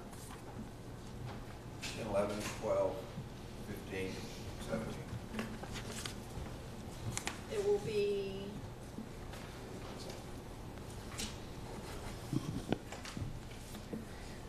Saba Uden with 6 votes for the Indian Asian.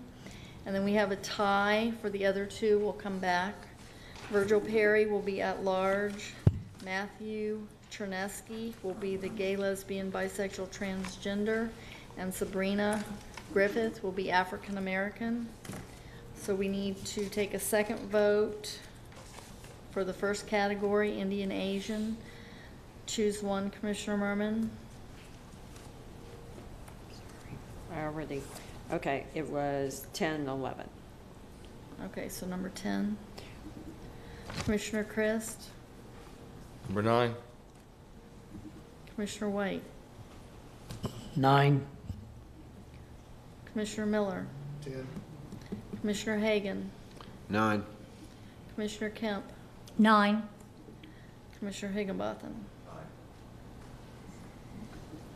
It will be Vijay Deshpande with 4 votes. Your next board is your Healthcare Advisory Board. There's 2 openings, 1 in each category. Shonda Obi is the only applicant, so he will be automatically appointed as the participant in the Hillsborough County Indigent Care Plan. Please choose one from the second category. Commissioner Murman. 21.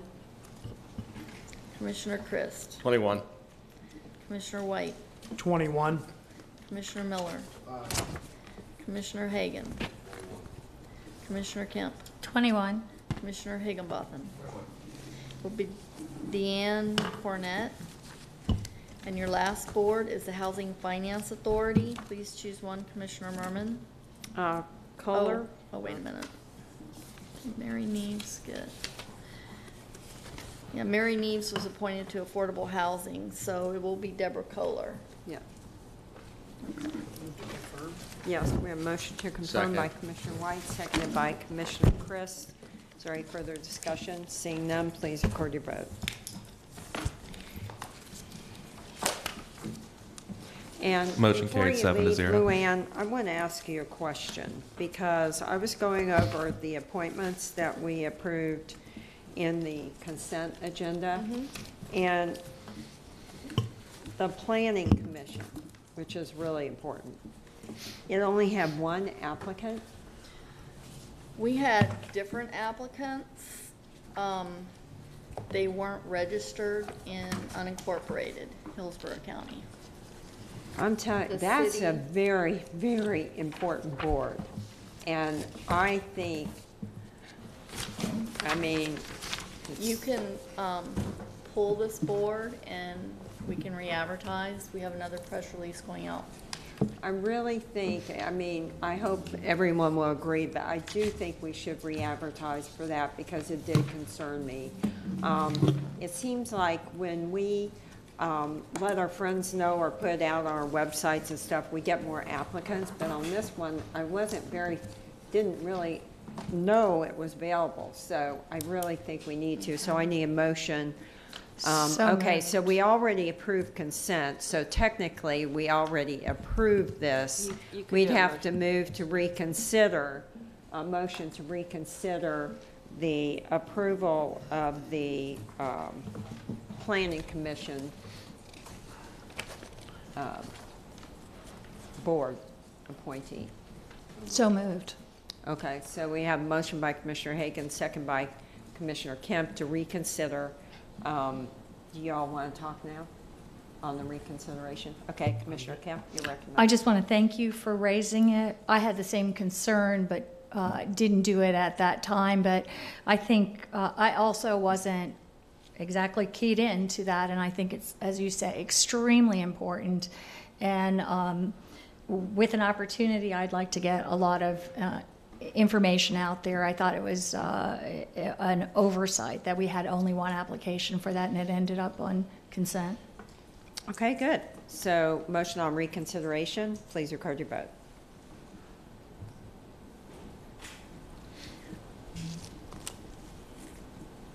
Motion carried 7-0. Now we actually need the motion to pull this.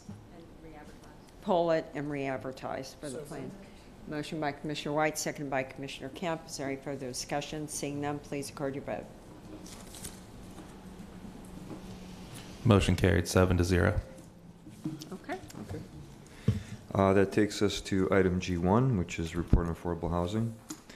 While Cheryl's making her way up here, and I know that she'll emphasize this, affordable housing is a problem. It's a community problem that needs community solutions. It's not just up to this board or this government to solve it. And it wasn't planned this way, but we actually had 2 fine examples this morning of that reinforce that, both the Housing Finance Authority's bond issue for single family, low-income housing, and the fine work that University Area CDC does as well. So I just wanted to point that out. Good morning. Thank you, Mr. Merrill. Good morning, Commissioners. My name is Cheryl Howell. I'm Director of Affordable Housing Services here in Hillsborough County. Okay, the reason I'm here today is to provide the Board of County Commissioners with principles to support sustainable affordable housing development. Now, our mission statement, Affordable Housing Services mission is to improve the quality of life for Hillsborough County residents through providing affordable housing, community development, and economic opportunities while delivering the highest level of service. Now, when we look at the issues that we face with affordable housing, I wanted to kind of frame it in two areas. What are the housing challenges, and what does it take to create a sustainable system for affordable housing? And I think it bears on affordable living, really. So what are the housing challenges? Now, in Hillsborough County, we've experienced rapid growth during the past 5 years. Over 1,800 individuals come into this county every single month. That's over 900 families. Hillsborough County is experiencing a severe shortage of affordable housing. So during the housing crisis, the building stopped as well. And so the building has not started back at that rate. So we're in a tight housing market. So housing prices are increases, but not wages. And also over the past 5 years, the cost of rent has increased more than 30%. So when we're in a looser housing market, the rent is somewhat cheaper and people are able to afford more. And we also have significant affordability challenges that exist, particularly among very low income families. Now, let's talk about the housing growth for just a second here. Just imagine 900 families still moving into this area every single month. And when I look at some of the other urban areas across this country, Hillsborough County is still more affordable than a number of those areas like San Francisco, Seattle, Chicago, Washington, D.C. area.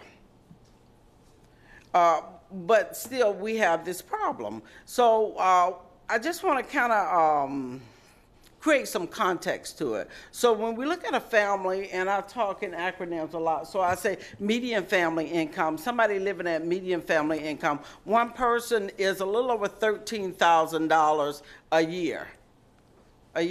That's about, $1,100 a month, and that's for total income. That's the median family income. For, let's say, a family of 3 at 60%, and we hear people talk about 60% median family income and below, and they talk about that a lot because tax credit deals are born out of that need to serve the 60% families and below. But for a family of 3, let's say a single parent with 2 children, $34,000. Now, what that equates to is about $800 of rent, maybe, if they're at the highest end, the absolute highest end of that earning potential.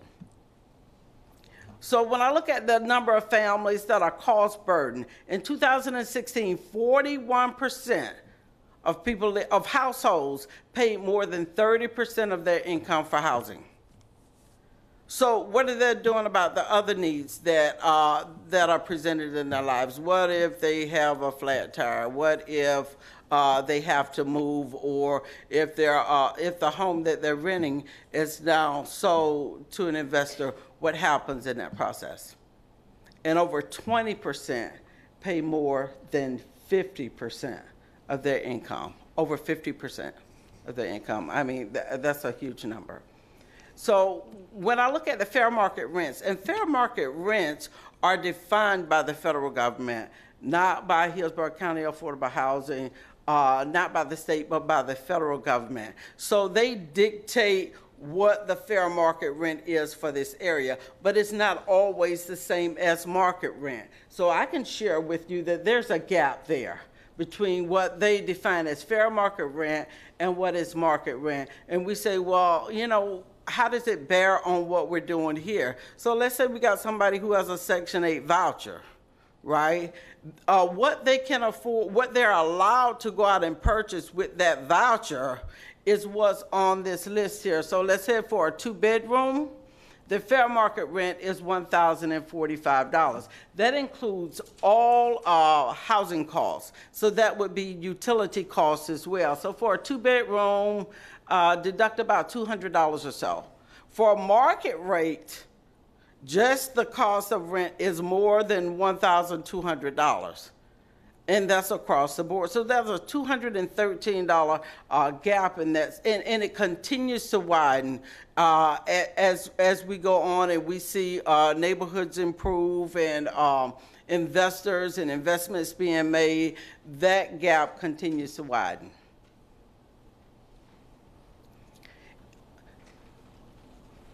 So a household must earn more than $3,300 monthly or over $40,000 annually to avoid paying more than 30%. To avoid being cost burdened, this is how much they have to earn. And we know that there are a number of people living here in Hillsborough County that don't make anything close to $40,000, and many of them would be glad if they made $20,000. Okay, so when I look at the comparison of affordable and workforce housing efforts, we look at the need for affordable housing and how it varies substantially across the nation. I looked at the different markets, the enabling statutes, public policy goals. I look closer to home, and I also look nationwide because I wanted to bring you kind of a broad view of what was going on. And we've identified alternative program approaches used by other jurisdictions for consideration in developing maybe policy or efforts here in Hillsborough County. Now, the policies are frequently updated, I just want to say, and they are adjusted to address the market at that particular time, so that they don't create those kind of efforts and then they sit there on the shelf stale. They have to continue to address what the pressing needs are. We looked at Jupiter, Florida, Manatee County, which is abutting us, Pinellas County, Charlotte, North Carolina, and Montgomery County, Maryland. And I wanted to look at Montgomery County, Maryland, because they probably have the most aggressive housing policies and efforts. They were one of the first counties to do inclusionary zoning in the United States. And so there are some mixed opinions about whether inclusionary zoning actually works. So in Jupiter, they have a threshold, but remember, Jupiter is a city, not a county. So their threshold requirements are 10 or more units. 6% of the development has to be for workforce housing. They also have in lieu fees, and the recommendation is $150,000 per rental unit not built, or $200,000 per home ownership unit not built, and that's under their mandated inclusionary policies. They also have a commercial linkage fee, which is $1 per square foot of new or redeveloped commercial space after the first 2,000 square feet. And it supports a rental program for families 60 to 80% median family income. Now, my guess would be is because tax credit deals cover those families 60% and below, with a set aside of extremely low income apartments within that as well. Cheryl, I just want to go back to that slide. I just want to make sure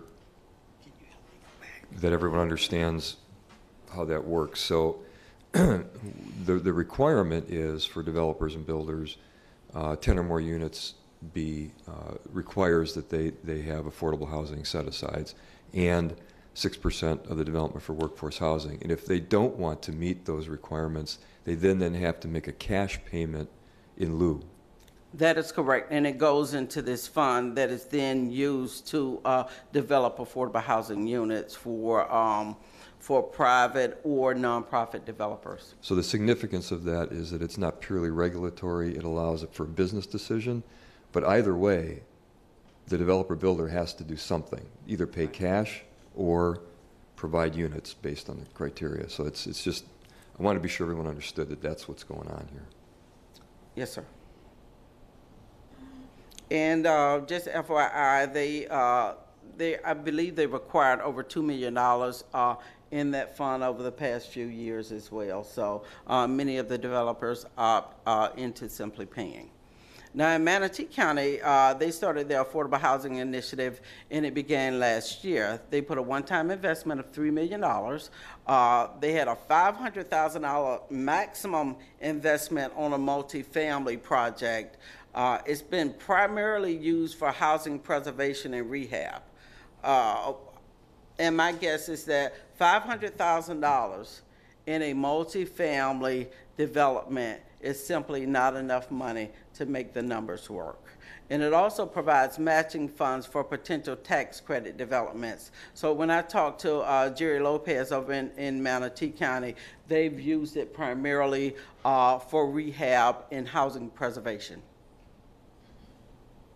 In Pinellas County, in their initiative they started many years ago, they primarily use it for their surplus property program, the ability to convey a lease real property that's determined to be a surplus for a nominal fee to eligible entities. And we also use our public resources in Hillsborough County for that, and that's without a fund.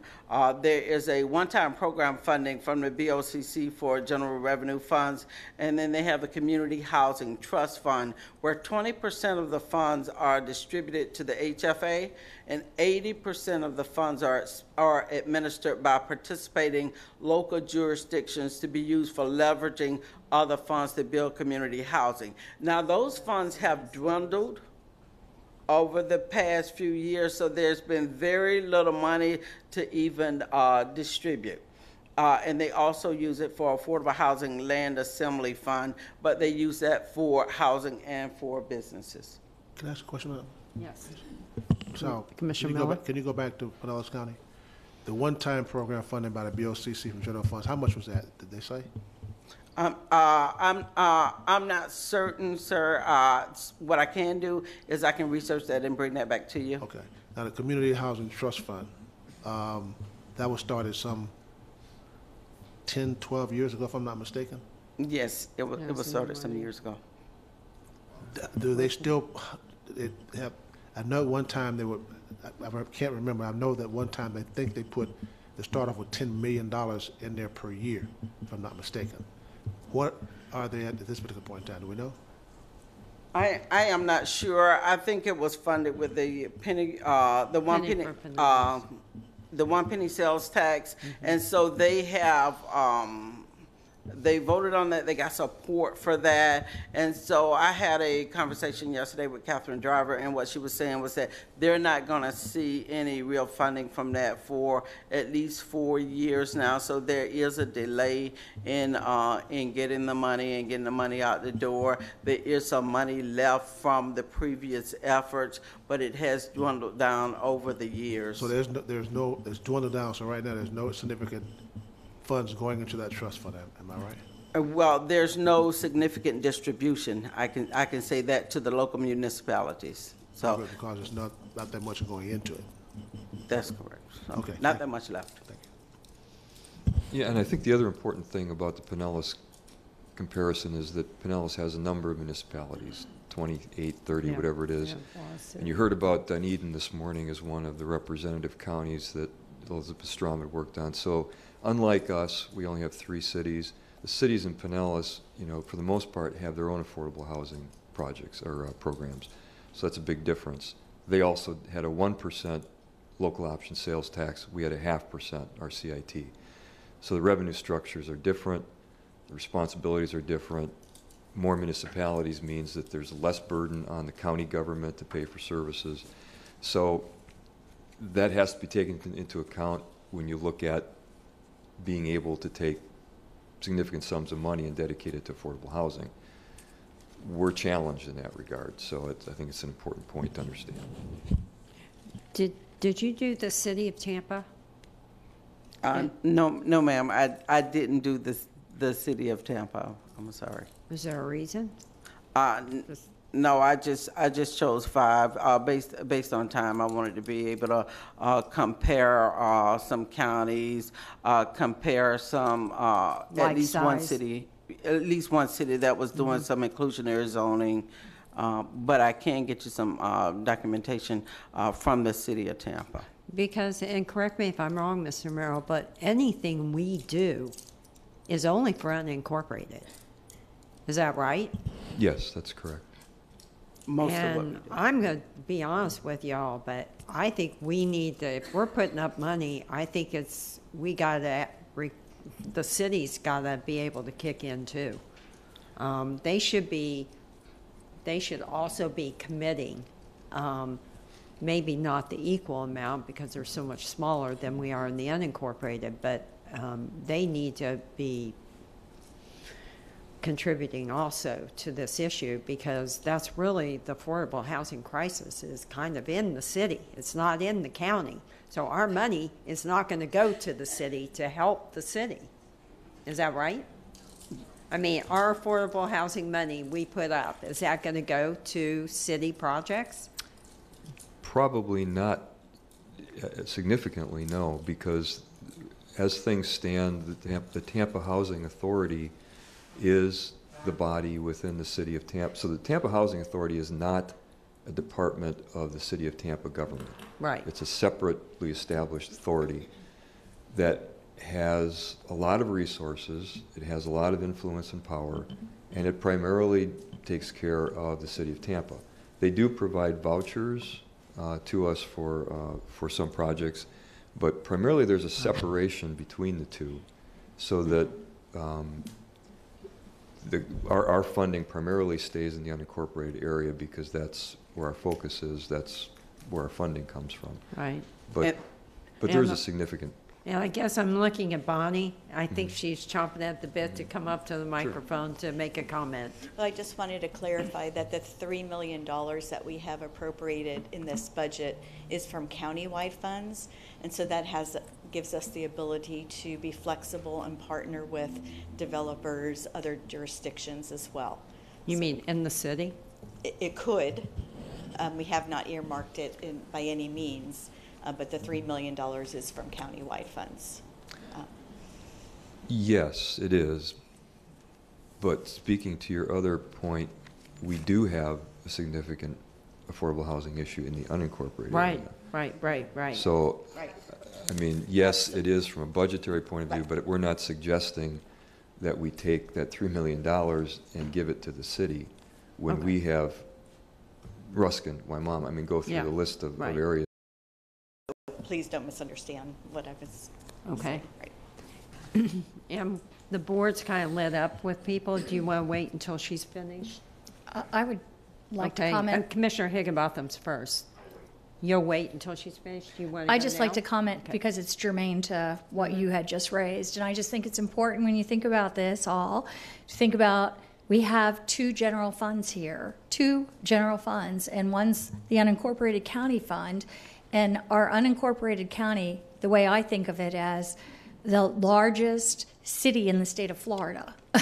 It's 850,000 people. So if we think about the unincorporated, I think we need to just think about it being a city like Tampa or anything else, and the funding there.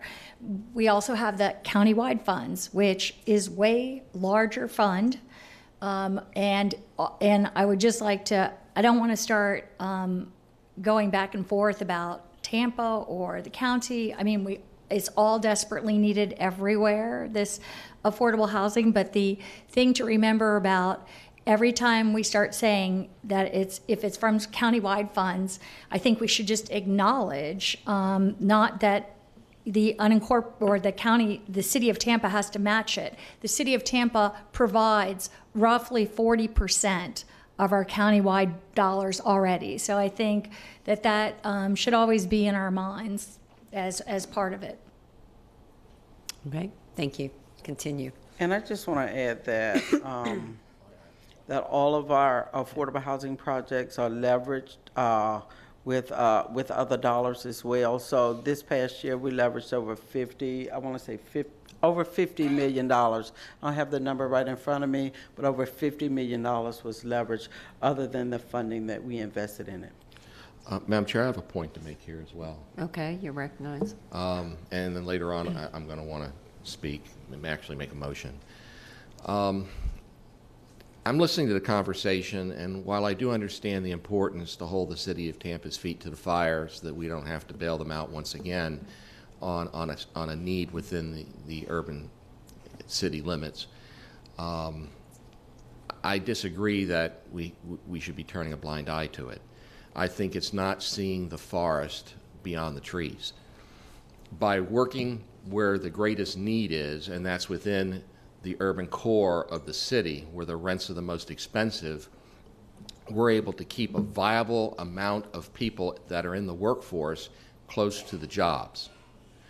That keeps a group of people working. When they have to go out to Suitcase City to find an apartment, they're not able to work. And that's why we have a large pocket of poverty and unemployment out there, is because they don't have cars, there isn't a strong enough transportation system, and they can't get to the jobs. So, number one, we need to be looking at building these where the jobs are. Number two, building these where the transportation routes are. Number three, building these where the schools and the infrastructure already is. Building these where the social services, the daycare are.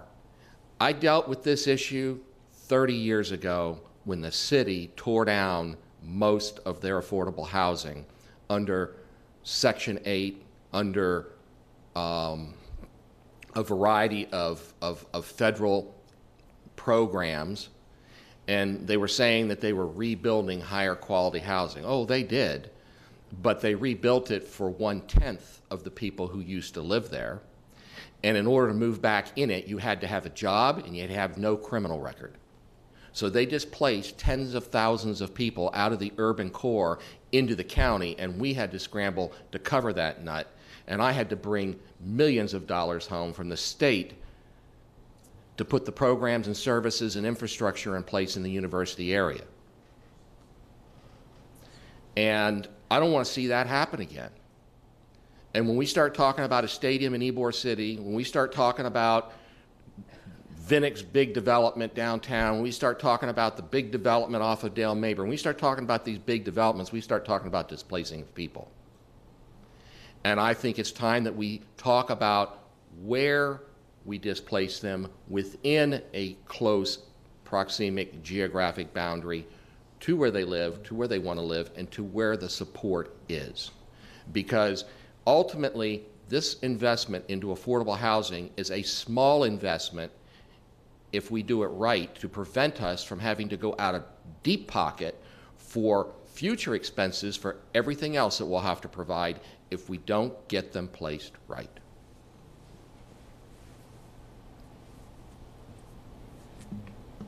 Okay, are there any more comments before she finishes her presentation? Okay, please continue. Yes, ma'am. Okay, and in Charlotte, North Carolina, they have an affordable housing initiative, and they created an affordable housing trust fund. It was voter supported for municipal bonds. It raises about $7.5 million annually through the increase of property taxes. And it's been in existence for over 15 years. Now, they've entrusted over $124 million in this fund since its inception, and it's produced over 6,700 units of affordable housing. And finally, in Montgomery County, Maryland, they started their affordable housing initiative way before people were talking about it. And it was funded locally through bond premiums, property fees, loan repayments, and 2.5% of the county's ad valorem tax. And that's a pretty affluent area of Montgomery County. The annual allocation is approximately $60 million. When speaking with the director of housing up in that area, he said that they did it similar to what we're doing as well, that we do support service type housing, and then we do the regular kind of sticks and bricks, the housing that we do with the developer, the 60%, the tax credit deals. The funds are managed through monthly and emergency meetings, and there's consistent funding that allows for multi-year commitment. So typically if you do, we got an apartment complex coming up right now in Valrico. It's about $22 million, and it's about 115, 120 units, which is it's a lot of money up front. Now, what goals should affordable housing efforts include? Now, the primary efforts are to increase housing opportunities while enhancing economic opportunities for family. So I don't think that we can do one without the other responsibly and sustainably. We need to preserve and expand our housing stock, make housing affordable and available, help households build wealth. That's really important. Integrate economic development principles for sustainability. So I've been having some conversations with developers about hiring people who would be potential residents to work on those actual projects, to have services in place to strengthen families. Sarah Combs came and she did a presentation at the AHAB committee, the AHAB board, this past Monday, and one of the items that she brought up was a project that was funded through a foundation. And I immediately became excited about it because that's something that we can help to scale. We want to link housing with support services.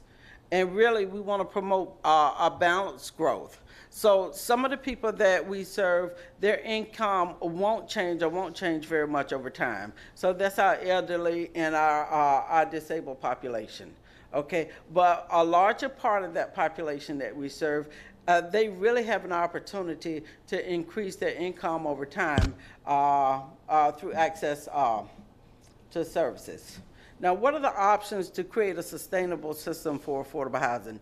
Many of them lie outside of the purview of my control, but certainly within yours. You know, inclusionary housing, mixed-use zoning, and accessory dwelling units, and some other type of special niche housing like tiny homes, flexible funding sources. So many of our funding sources are very strict. Expedited review processes, and that's not to say that we're not getting that, because we are. Community land trust. Public and nonprofit land. Real estate does an excellent job of providing those resources and working within the system to make properties available for nonprofits. Property tax abatements, offsite improvements, gap financing. You know, so if funding can be used for gap financing, just to bring a little bit of money to help to leverage that project, it makes sense. Commercial linkage fees, preservation incentives, locally funded housing assistance, eviction prevention. That's a big deal, because it costs a whole lot more money to get a person into a place than it does to prevent them from losing one. Tenants' rights. When we have a slew of investors coming in, the tenants' rights just go unnoticed. And homebuyer assistance programs, because that's a program that certainly continues to give back year after year after year. And this just gives you an opportunity to take a look at the type of funding that's involved in projects. Sweetwater Villas, we did a ribbon cutting on this one, I want to say about a month or so ago. And you can see that it took a lot of local money to make that project work, and that's a 4% tax credit deal. It's located in Carrollwood. It's 56 units, and it's for residents 60% and below MFI. And Hillsborough County put $4.5 million into it. $4.5 million. Downer Gardens. That one is 24 units, and it's over in the East Tampa area. That's an area that has not seen significant investment for many years, but they're seeing some investment in the park, and then they have this going on, and it's changing that neighborhood. So affordable housing investments don't just change the lives of the people who come there and dwell in those units, but but they can also change a whole neighborhood. But as you can see, we put over $4 million into that project. It's expensive to create affordable housing. Lamberton Gardens, that's a 9% tax credit deal. And that's set up to serve people 60% and below median family income. Now, there are some set-asides for people with 30% and below median family income. And so we put a little bit of money, $275,000, into that deal. But as you can see, that's a $17 million deal, $17 million deal. And that's out in the Valrico area. It's about 50% complete. And so we should be having a ribbon cutting ceremony on that one pretty soon. I'm excited about it. And just winning the race for affordable housing. So we need public resources.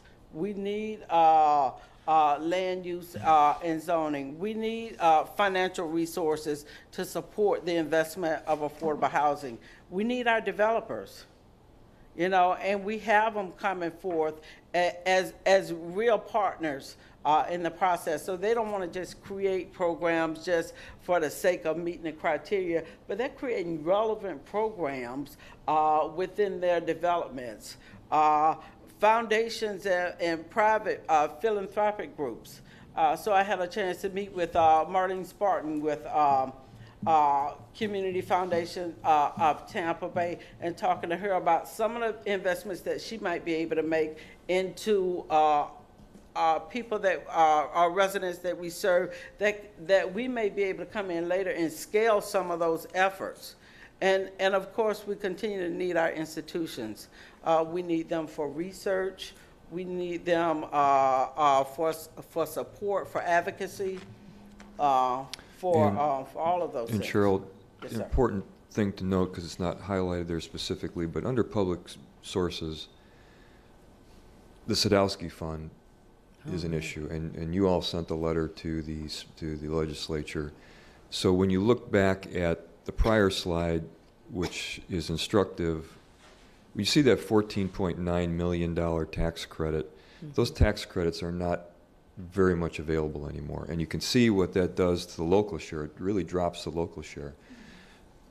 You add to that the lack of money from the state through the rating of the Sadowski Fund.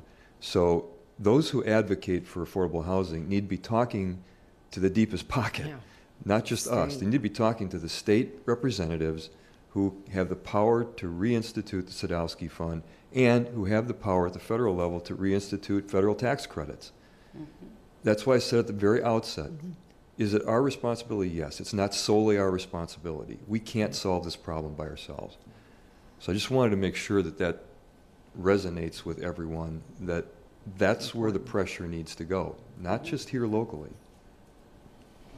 In Manatee County, they have a limit of $500,000. People in front of you. Were you asking on this particular On this item? particular slide. Okay, you're recognized. I was just running some numbers looking at this slide, and that's $225,000 a unit. Why was this project so expensive? Well, for a number of different reasons, sir. One is 81 units. Yeah, 81 units for almost $18 million. That's $225,000 a unit, when generally the going rate is about $115,000 a unit. Why was this so high? Well, sir, the cost of a building has increased tremendously over the past year to 18 months. It's just increased tremendously, especially after the hurricane. So with all of our units, we've seen an increase, a spike. They had to buy land as well? Yes, the land too. Yeah, they had to purchase land for this one. So, and the underwriting for this went through Florida Housing Finance Corporation. Still looks high on this one. All right, thank you. Commissioner Murman. Oh, I really would like for her to finish. I would too, but it's relevant to Okay. Mr. Merrill's recognized. point. Thank you. So just to be clear, because I do think that's important also. So when you see on this slide here, the tax credit, that's a federal tax credit. And then when you see on the slide here, the Hillsborough County SHIP program, that's the Sadowski Fund. Okay, so, and then the first mortgage would be what the developer did and took out and is the developer's costs. Okay, I just think it's important for. Okay, thank you. Okay. Okay, so when we look at affordable housing and investing in the future, we certainly want to continue to look at our preservation programs, our rehab programs, our down payment assistance programs. Those programs really give back to the community over a long haul. Preservation of existing apartment units. Enhancement of federal and state funding. I think that's incredibly important. We could have potentially received $10 to $12 million of SHIP funding, and we received $1.3 million this past year. That's sad. You know, our private unit rental subsidy, and that's being able to invest in the market up front and to leverage our costs effectively. And of course, new construction apartment units, we're still going to need that to continue over time. So I think all of these efforts certainly are helpful. Now, how much would $3 million buy? So I showed you a number of different slides, you know, but when I look at historically what we've done, if we utilize funding going forward in the same manner, we were for 30% for special needs, it would be $255,000, and it created 18 beds, or it could create 18 beds. For housing preservation, and that serves families 80% and below median family income, less than $400,000, but certainly could preserve 13 units. For single family, and that's for down payment assistance, a little over $500,000, but that could create 51 units, access to 51 units of affordable housing. And multifamily rental, which is 60%, which is really the pressing need that we're facing right now, is rental. It would serve families 60% and below median family income, and that would be $1.8 million, but create 67 units of affordable housing. And so if we look at more and we want to expand on our opportunities to work with our partners, if we have more, we can do more. With less, we do less. And so what are our next steps? I think we have to evaluate our funding options, convene with the developers, continue that conversation with the developers and our nonprofit partners. We had a housing forum yesterday. It was attended wonderfully, and it was our second, and so we're gonna have another one real soon. And so if there are any preferences or places that you want us to go into, please let us know. We want to preserve existing units and neighborhoods, and like I said, investments sometimes don't just impact that household, but they impact the whole community. Use existing land use tools to support sustainable models. Highlight developer benefits so that the developers will know and understand what's available to them, because sometimes they don't know all the tools that's in the toolbox. Strengthen relationships with financial partners to further our efforts. So, and that's a continuous job that we're glad to do. Great report. Okay, so now we've got a lot of people in the queue. Commissioner Higginbotham, you're recognized. Thank you, and if you could pull up slide 25 and just leave it on, and if you want to have a seat, you're more than welcome to. But first off, I want to say thank you for making the presentation. I know that it was delayed several times by no fault of your own, and you received some criticism within our common circles, and I thought that was inappropriate. But it was getting all the commissioners here together at the right time and seeing what we could do in this fiscal planning in this current budget. I've heard comments that with $3 million is nothing, and I kind of was insulted by that. That this is a good step and a significant step. Does it solve our problems? No. But I think that as we're dealing with taxpayers' money, we all know how important that is to make sure that we utilize them in the best manner possible. I see the value in using it in the unincorporated areas where it should go. A lot of the frustration has been directed at the county, which does not have the deep pockets. You know, $5 billion is a lot of money, and I get it. You know, but the deep pockets are in Tallahassee, and for those who are advocating, I highly suggest that you get involved, and I've made this suggestion before, at the state level, that you address those who are siphoning off the Sadowski funds. I would also recommend that you take a different approach than you do here locally and be courteous to them, be professional with them, be kind to them, and treat them as you want to be treated. But it's important that you look at the state level, that you get involved in the committee weeks, that you know who the representatives and the senators are at the state level who are going to make these decisions. Looking back over my 12 years here, success has had side effects, and much of my focus early on was with economic development and the development of telling the story of Hillsborough County, bringing in businesses. And it has put a squeeze and a pinch on housing, especially affordable housing, that we have to address, and no better place to start than now. And I was disappointed at the last meeting. I had requested someone from Legislative and Economic Development to come and talk to us about our concerns, and we had Jim Taylor come and talk to us on the legislative approach. Didn't have anybody from Economic Development, which I wish would have taken place. I don't know what the reasons were, other than they were polite and said, not going to make it. And I'm sending a message that I'd like to see him at the next meeting.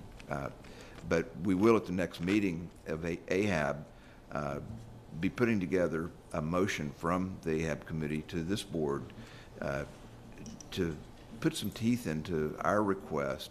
And in my meeting yesterday with Jim Taylor, we're talking about the approach as to how we see what we can do at the county level to stop this raid on the Sadowski Fund. Again, I want to thank you for your presentation, and I think $3 million is a lot of money, and we're looking at other areas and sources to find additional funds. So we have some other board members in the queue, and I've got a conflict that I'm going to have to leave for in just a few minutes, but thank you for indulging me. Well, Commissioner Higginbotham, thank you for your leadership on the Affordable Housing Committee, because you've been very dedicated to it, and I know you've been working on these solutions, so it doesn't go unnoticed by us. So I do appreciate it. Commissioner Christ, you're in the queue. Are you recognized? Thank you, Madam Chair. First, I want to say I think a little differently. The state has a Sadowski Fund, and the way that works is it gets revenue from real estate transactions from across the state, and then there's a board that grants that money out. There's no guarantee that that money will come to Hillsborough County. We could be the fastest growing county in the state with the most real estate transactions and the leading contributor to the Sadowski Fund, and still not be the leading beneficiary. We as policymakers set the policy on how fast we want our county to grow or how fast we don't want our county to grow. And based on that, we need to have additional mechanisms in place to accommodate the shortcomings that come with growth. And one of the significant shortcomings is the lack of affordable housing. Affordable housing isn't the highest profit venture for developers, so they don't run to do it. As communities develop, as we strive to improve our standards of living and our qualities of life, which we've been very successful at doing here in Hillsborough County, real estate values go up. Look at how much they've gone up in the last 10 years.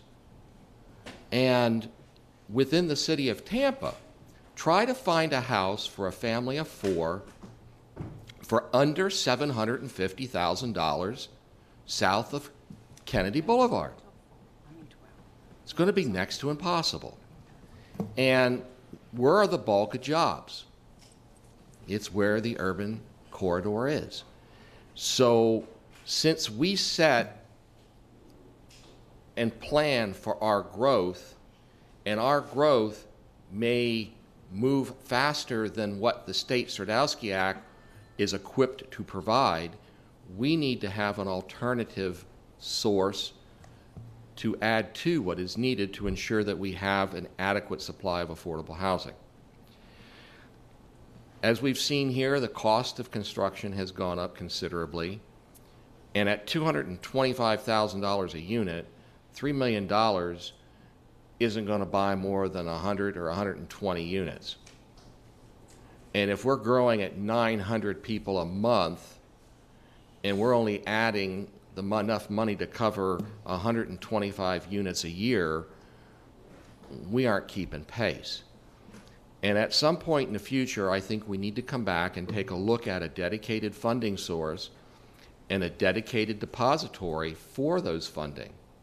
And honestly, I think the easiest fix, and I'm going to say it now for us to think about for later, is any new revenue generated from new units built or increased value and dollars collected on that increased value of 50 or more unit complexes that exist today.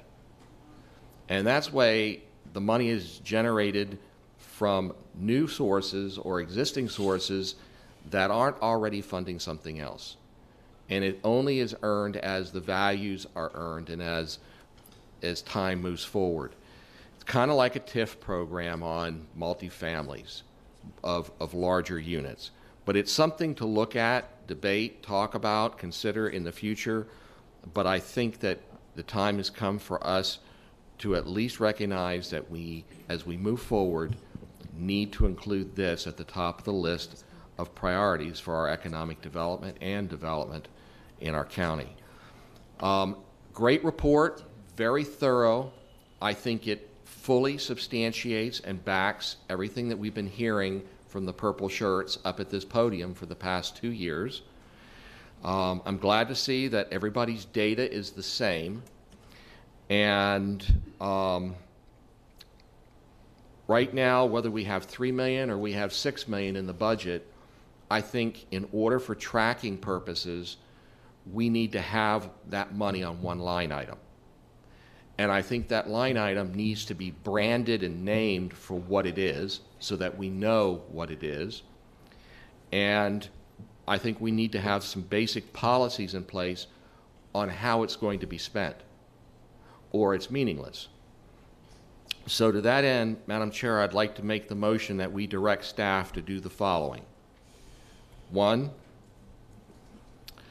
bulk all and any of the funding appropriated in our budget for affordable housing into one line item called the Affordable Housing Funds. Okay? That we name it the Affordable Housing Development Funds so that we know what it is and the public knows what it is when they see it.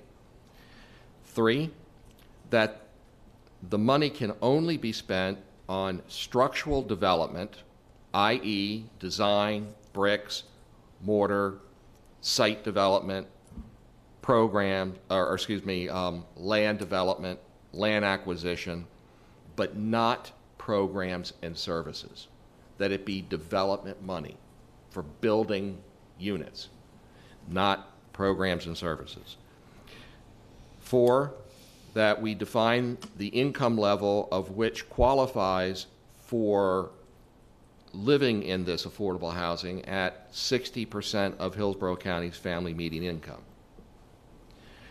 And 5th, that we establish that the money in this line item must be obligated for the development of units within a 12-month period of time of enacting of the budget, so that within the fiscal year, it has to be obligated within the fiscal year. And that way we aren't carrying it over and counting it towards next year's money because we moved too slowly to assign it. These are some basic things that need to be done if we're going to be serious here, whether it's 3 million, 4 million, 5 million, or 6 million, or 10 million. This is the basics of what we need to do to define it, identify it, secure it, and that we're all on the same page on how it's going to get spent. Okay, we have a motion on the floor. Is there a second? Motion dies for lack of a second. And so we are on Commissioner Miller. You're recognized. Thank you, Madam Chair. Ms. Howell, let me congratulate you on a presentation well put together. Appreciate that, and I appreciate yesterday the housing summit that you had in the Progress Village area. I was out there, and it was a well-attended function. You had some of our partners, be not-for-profit, and some other agencies out there to help those that were looking at affordable housing. I heard some horror stories yesterday while we were there, and I think that your staff was on board in helping those folks find exactly where they need to go. So I want to thank you for that. Let me ask a question, Mr. Merrill. Right now we have, Commissioner Chris was talking about dollars in the budget. Right now we have, what, $3 million toward affordable housing? For fiscal year 19, yes, Okay. correct. Are we looking at additional funds? Yes. Yes, we talked Talk to about, Mr. Merrill. we talked at the reconciliation workshop about $2 million of additional funding, and wanted to have Cheryl's presentation Okay. before you. So we're looking at possibly $5 million. That possible. was a suggestion, yeah, Okay. but you And can do that's- more, of course. And that's one-time funding. Right now, it's designated as one-time funding, Okay. yes. And I asked that question, one-time funding, because we need to look at a couple of things. Let me ask this question also. If the 25 additional dollar homestead exemption initiative that's on the ballot passes, what fiscal year is our first hit? It would be 20. 20. Yeah. The next fiscal year after that? 2020, yes. October 1st of next year. Of next year, Okay. yes. And how much would that be, approximately? About 30 million. $30 million, okay. So if that passes, which has a good chance of passing, not this budget, but the next budget, we get a $30 million hit. Correct. That's why I asked that question, if we're talking about this being a recurring fund, because if it's a recurring fund and we take a $30 million hit, that puts this county in a real bind if we have to do that. That's number one. Number two, I think that Cheryl, Ms. Howell, and her partners yesterday, I made that point to them yesterday, that we're going to have more of a public-private partnership, that if we're going to continue to look at affordable housing for Hillsborough County and with the growth, it just can't be on Hillsborough County's back, because the mere fact is that if that $25,000 additional homestead exemption does happen, we are in a real bind. I served on the Affordable Housing Board for 3 years before Commissioner Higginbotham went there. And I sit there as chairman and watch the state funds and the federal funds dry up and almost come to a halt. Again, we need to be, and I say we need to be talking to our Florida legislature about rating the Sadowski funds. They rated while we were up there, they continue to do that and rating those funds. Let me paint another picture for you. We all know that the vast majority of state dollars comes from tourism. We may not be talking about it now, but the red tide issue that's hitting us right now, that could turn this state's budget upside down. Because the mere fact is that people that would be coming here are not coming here. So if we're talking about having a shortfall in the budget, guess where they're going to raise those funds from to close that hole? So it's a Sadowski fund. That's where it's going to happen. So we need to be talking to our legislators, like Mr. Merrill said, and looking at that. So I just wanted to paint that picture. I heard what Commissioner Chris was saying, and you know, some of the points he said was good, but at this particular point in time, I think we need to really be looking down the road as to where we are and what we need to be doing. And again, ladies and gentlemen, it's a county issue per se, but you also need to talk to the legislators, because that's where the bulk of some of those monies that Ms. Howell has been talking about comes from. Federal government, talk to your Congress people also, because with this administration up there now, they're continuously drying up the funds. They've been, well, not only this administration, previous ones also. They've been drying up the federal funds that we get. I sat there the 3 years I first came on this board and that affordable housing task force and watched those dollars continuously dry up. So if we're talking about an initiative in November that may pass, we're also talking about red tide that continues to creep closer to us in Hillsborough County and come up that coastline that's really hitting tourism. If you look at the TV, I mean, people are not coming to Florida right now because they're afraid of the red tide. We're all going to be in a real serious bind within the next 12 to 24 months. I also wanted to just, since you asked about the funding, put that into context because when Commissioner Christ had proposed, made his proposal, he specifically, essentially, we have two funding sources. One is the hard money, which is the $5 million in cash, and then what I'll call additional soft dollars. And the soft dollars are those that were on Cheryl's slide, which were the second to the last slide. I don't know if you might not need to get it up there, but so it's things like inclusionary zoning. It's things like all of those other things that are soft dollars that can really leverage the cash, the $5 million, to get an overall return of maybe even greater than $10 million in total. That requires partnerships with the community. It requires developers coming to the table. That's why she described the next steps as really involving the rest of the community, nonprofits, developers, builders, to really leverage additional soft dollars to get additional impact. So I'm going to ask, would it be worth it for us to have a workshop around those issues that we ask the builders to come in and we have development services give their report? Because the Orlando just finished a huge affordable housing report, and we don't need to reinvent the wheel, actually.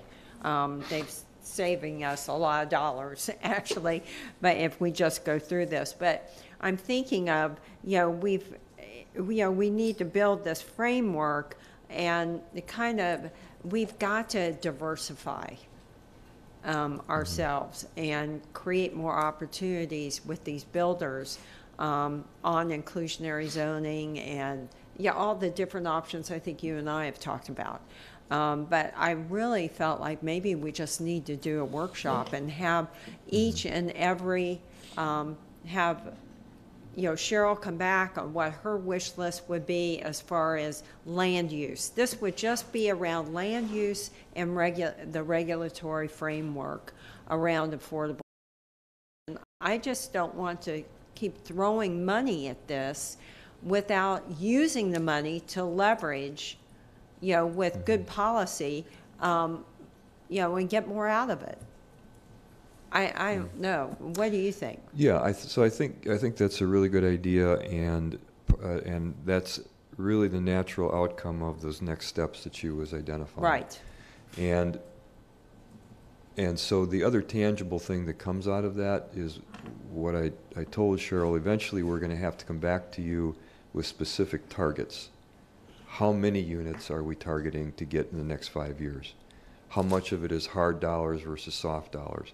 And as part of that process, the things that Commissioner Christ was identifying in his motion do get resolved. How we spend the money, right, when it gets spent, and so forth. But so yes, the answer is yes. We should have that workshop, bringing together community partners, and then as an outcome of that, to identify specific targets, and then everyone knows what the measurable outcome is, when it's going to happen. But it's also going to identify the continuing gap that needs to come from the state, from the federal government reinstituting 9% tax credits, from foundations and others. So I think... And I think that's where you can then develop specific ask. Yeah. Because if you just tell the legislature, would you stop raiding Sadowski? I mean, everybody in the state's telling him that. Right. That's way too general. It shows what we're doing locally. Right. And it shows that we have skin in the game. Right. And I think that's where we can really build this into a very successful program. Right. But just dealing with the land use and the regulatory side of it, like, the expedite permitting we're already doing. But there's just so many other issues that Orlando identified that I really think we can, you know, put a pretty good program together to maybe get more bang out of our dollars. So if the board wants a workshop, I think it's a good idea. We can look for a time on the calendar in the next would you all 60 agree days or to so. that? I don't know. Would you all agree to a workshop? I think a workshop would be great. Okay. And then even come in with maps, identified areas where, you know, have development services really do a bang-up job to get, you know, areas where they're identified which are ripe for affordable housing. What about, you're the land use king here, both of you two. So I think it's worth our effort. What about you, Commissioner Chris? A workshop? Fine with the workshop. Okay. So we'll go in that direction. Then maybe we could just workshop their whole report because it's pretty good. I'll send you all a copy if you want it. Okay, Commissioner Kemp, you're recognized. Thank you. I just also wanted to recognize Ms. Howell for her and her department. I know you're not standing any longer, but for the incredible work putting this together, but also for the work you're doing. I'm very proud of our county affordable housing department and the efforts that you're making, and I think this is great. I also think, yes, we don't have to reinvent the wheel. We can at least look at the parts of the wheel that are being done by someone else, and I think that that's a great thing for us to start thinking about and looking at other options. All the same, I also don't think we should be letting off either the feds nor the state. And just so people understand, I just Googled real fast the Sadowski Coalition information. The voters okayed the Sadowski Act in 1992. It added 10 cents to the real estate dock stamps expressly to fund affordable housing initiatives. 30% went to state programs, 70% to individual counties. So yes, it goes to the counties. It too was more temptation than lip-licking lawmakers could bear. This is from the Sadowski Coalition, what they're saying. But in sweeping affordable housing dollars into the general fund, they didn't even make a pretense of using those dollars for the intended purposes. They just looted the pot. Since 2009, of the $2.3 billion raised by that amendment, which voters went to the polls for, more than 70% supporting it, only $833 million, just over a third, has actually gone to affordable housing efforts statewide. I think that is shameful. And I do think that we should be speaking to our state legislators, not just a letter rating the Sadowski Fund, but I mean, I think that there was a motion that we all voted on, if I remember it correctly, by Commissioner Miller to kind of have a joint meeting and start to really look at this and put pressure here in Hillsborough County on our state legislators to respond to this. I think this is terrible. I was reading about New York and their rents, and believe it or not, I was kind of stunned. New York rents have plateaued out and even started to reduce, and they're attributing that to some of the affordable housing efforts of Mayor de Blasio in New York City. And when I was doing that, I started looking and seeing, I wondered, because it was a realtor site and it had all these areas around the country where rents had gone down, which I was kind of surprised by. And then I looked and I wanted to see what happened here in Tampa.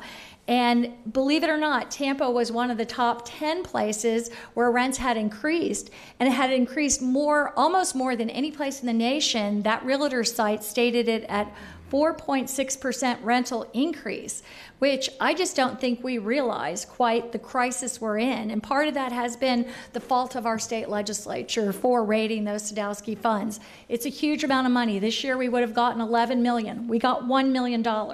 That could be used very much to start to deal with the problem we have here. So I just wanted to point that out. Secondly, along with the presentation that was done, just a couple of questions about that, and Ms. Howell might be the best to address that. Again, thank you for the excellent presentation. I also think the workshop with more suggestions would be good. But I'm also wondering about a few things in the presentation.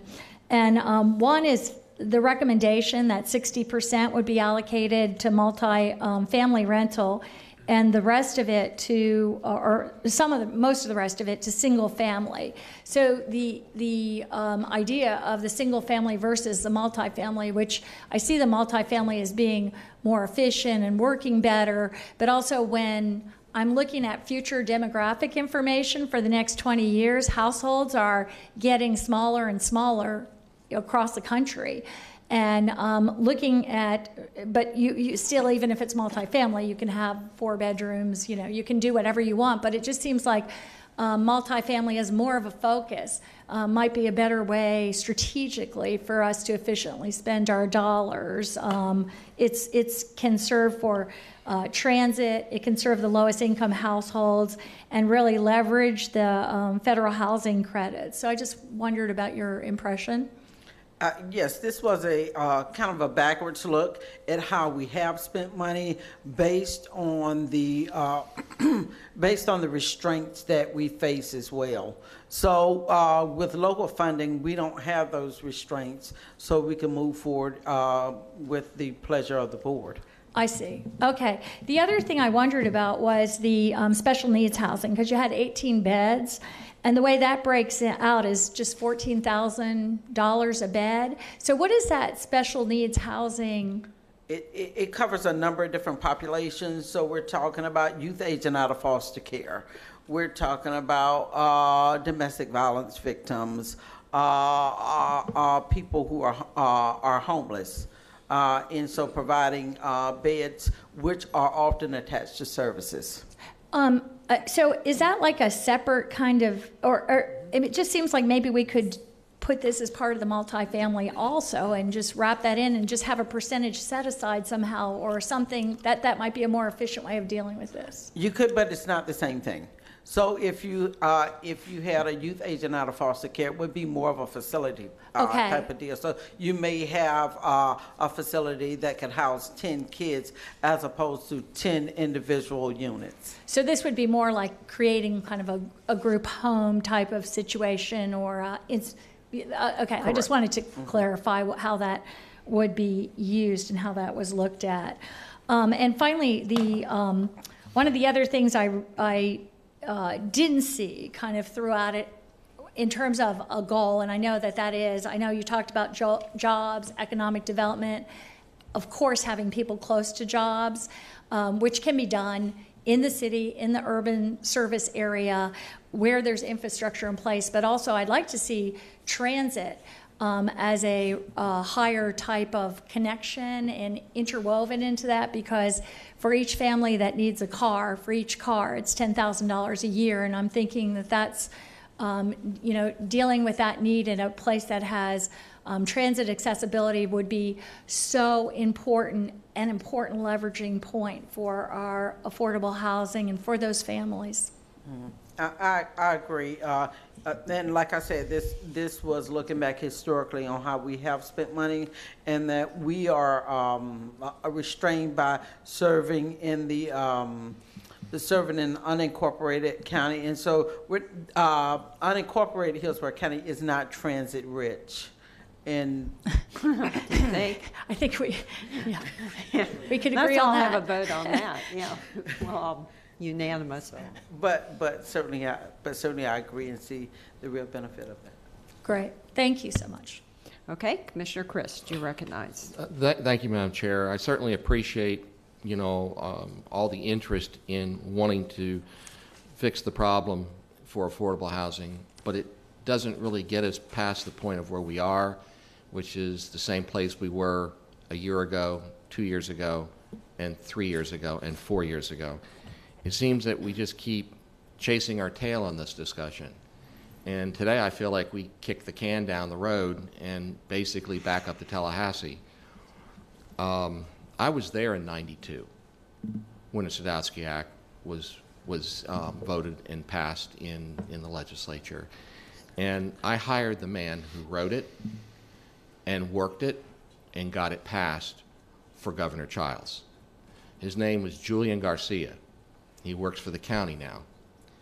but he worked for me for 13 years after that. And he taught me everything I know about affordable housing. And that was the man I hired when I started the University Area Community Development Corporation. And they're as far off as they are in affordable housing today because of the groundwork that he and I put in place for that organization to build on.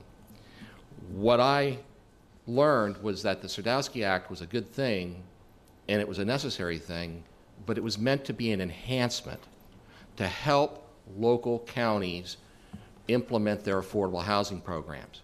It was never meant to take it over and be the sole funding source.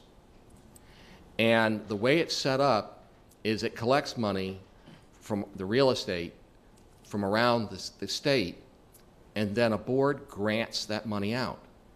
There are no guarantees that we will get the share that we need to do what we need to do to keep up with our growth. Since we have chosen to be a growth county, and we have chosen to go after economic viability, and we have worked and we have chosen to build a higher standard of living, we have a mandate to include affordable housing in those efforts.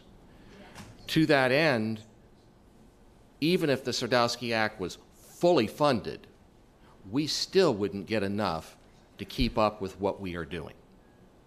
So the importance of having our own dedicated, reoccurring funding source and our own publicly identifiable depository for it, whatever we call it, is incredibly important. And as we move forward with these discussions, number one, the board needs to understand clearly what the Sardowski Act is, how it works, and what it can and can't do. Because thinking it's the fix-all is wrong. It is not, even if it's fully funded. Not in our case, when we have chosen to be a growth county and where we have chosen to want to have a higher standard of living.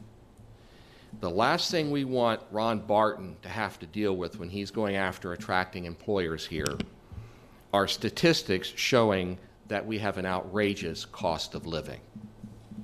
The last thing we want Ron Barton to have to deal with when he's going after employers is to show that we don't have the labor force for the lower valued or lower income jobs. Because employers need people at all levels of the income to be able to sustain their businesses. And if we don't have the housing, we aren't going to have those people. So I'm just saying, as we move forward, we need to have a complete presentation on what the Sardowski Act is, how it works, what it can and can't do, and even if it was fully funded, what those numbers look like, and would they offset what we need? I know that they won't. Cheryl, you did a great job. Thank you. You've built the framework. Now we're going to help you, get the pieces put together. And I think it's really, it's a breath of fresh air, because I know we're not moving as fast as we want to. But I do want to ask you a question. So the money that you announced to us that we received at the board meeting on August 1st, the federal dollars, were those federal dollars? Yes. And that was what, about $9 million? Yes. Yes, ma'am. So this year you'll have that money plus the $3 million to spend. Is that correct? Yes, ma'am. Okay, so we will have 12+ million to spend. I just wanted to clarify that, because I do think it's important. We are getting other dollars from the federal government, and she's using them really well. I do like the idea of making sure we spend it all next year. So Commissioner Chris, that was a really good suggestion, and I think when the budget comes back to us for final approval, we have to make sure that we do that. But no, I think you've done a great job, and now it's up to us. I think all these developments we approve in land use meeting, I'd like to see us make available to these developers an incentive to allocate a portion of that development to affordable housing. I really think that's how we're going to get to where we want to go. We've got so much growth and so much home building and so much development going on right now. We need to use that to our advantage. Good. Okay. Thanks, Cheryl. Thank you all very much. That was a good, long discussion. Madam Chair? Yes. Oh, Commissioner Miller, I'm sorry. I have a question. When are we looking at having the workshop? It's going to be October 18th. I was thinking if we had a workshop, what was a possibility of asking, at least asking our legislative delegation to join us at that workshop? Sure, but we should. We don't know who, I was thinking should we wait after the elections? Yeah, let's wait till after the election. To do that. Yeah, I agree. And I say that the other thing is, I don't think we were there, Commissioner Chris, when the Sadowski Fund was passed. It was a 92 session. We weren't there until 93 session. I wasn't an elected official, but I was up there on behalf of the American Advertising Federation, working with Bob Levy on issues. I'm just thinking that we need to, if we can, if they would come, when we have their workshop, invite our newly elected or whomever, legislative delegation to come and hear this presentation that we have and work with them on it. So when's the next date after November, the first Tuesday in November? I will have to look. Okay, Yeah. good. But I do think, yes, let's just make it so it's meaningful. Okay, sure. Okay, I know we have a couple items left, but they're quick. They're quick. Yep. I G2. would just like to add one thing. Oh, Commissioner Kim? I'm sorry. I also know that when you, Commissioner Murman, when this was raised, that you also talked about the city council, and although there will be elections for that, I would also think that, at this workshop, they could be invited also. Absolutely. We'll invite everybody. Sounds good. G2. G2? Oh, she sits here till the end, every time. That's fine. Good afternoon, Commissioners. Dr. Jenkins, Head Start, Early Head Start Department. Here seeking approval for our July monthly report. Just a few updates for you. School started with Head Start programs on Monday with the district. They started on Friday. We started with full funding and full enrollment, I think, as well. There is a slight increase, about 10%, in reference to special needs, health, and nutrition with the children. More 3-year-olds were enrolled this year, and they were enrolled with special diets, feeding tubes, and so we're researching to determine, if it's parent awareness, community issues, though, but that was just a difference that I wanted to bring to your attention. I can answer any questions for you. I don't see any questions. Can I have a motion to accept her report? Motion by Commissioner Miller, seconded by Commissioner Chris. Please record your vote.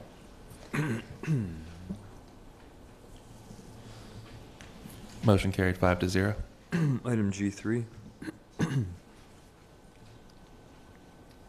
Good afternoon. Good afternoon, Commissioners. Tom Fessler, Management and Budget. This afternoon, I'm presenting to you the status of the Reserve for Contingency and the general funds. I'm bringing the report to you today because there was a change at the July meeting. The countywide general fund balance is $79.1 million. The unincorporated area contingency fund balance and reserves is $14 million. In the library districts, it's $18.5 million. And the change that occurred was back in July was a reduction to the countywide contingency reserves in the amount of $475,000. You voted to approve some additional funding for mosquito control.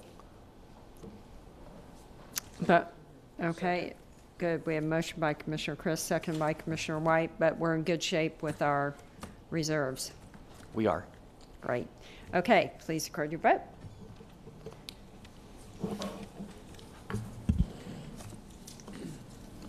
Motion carried 5-0.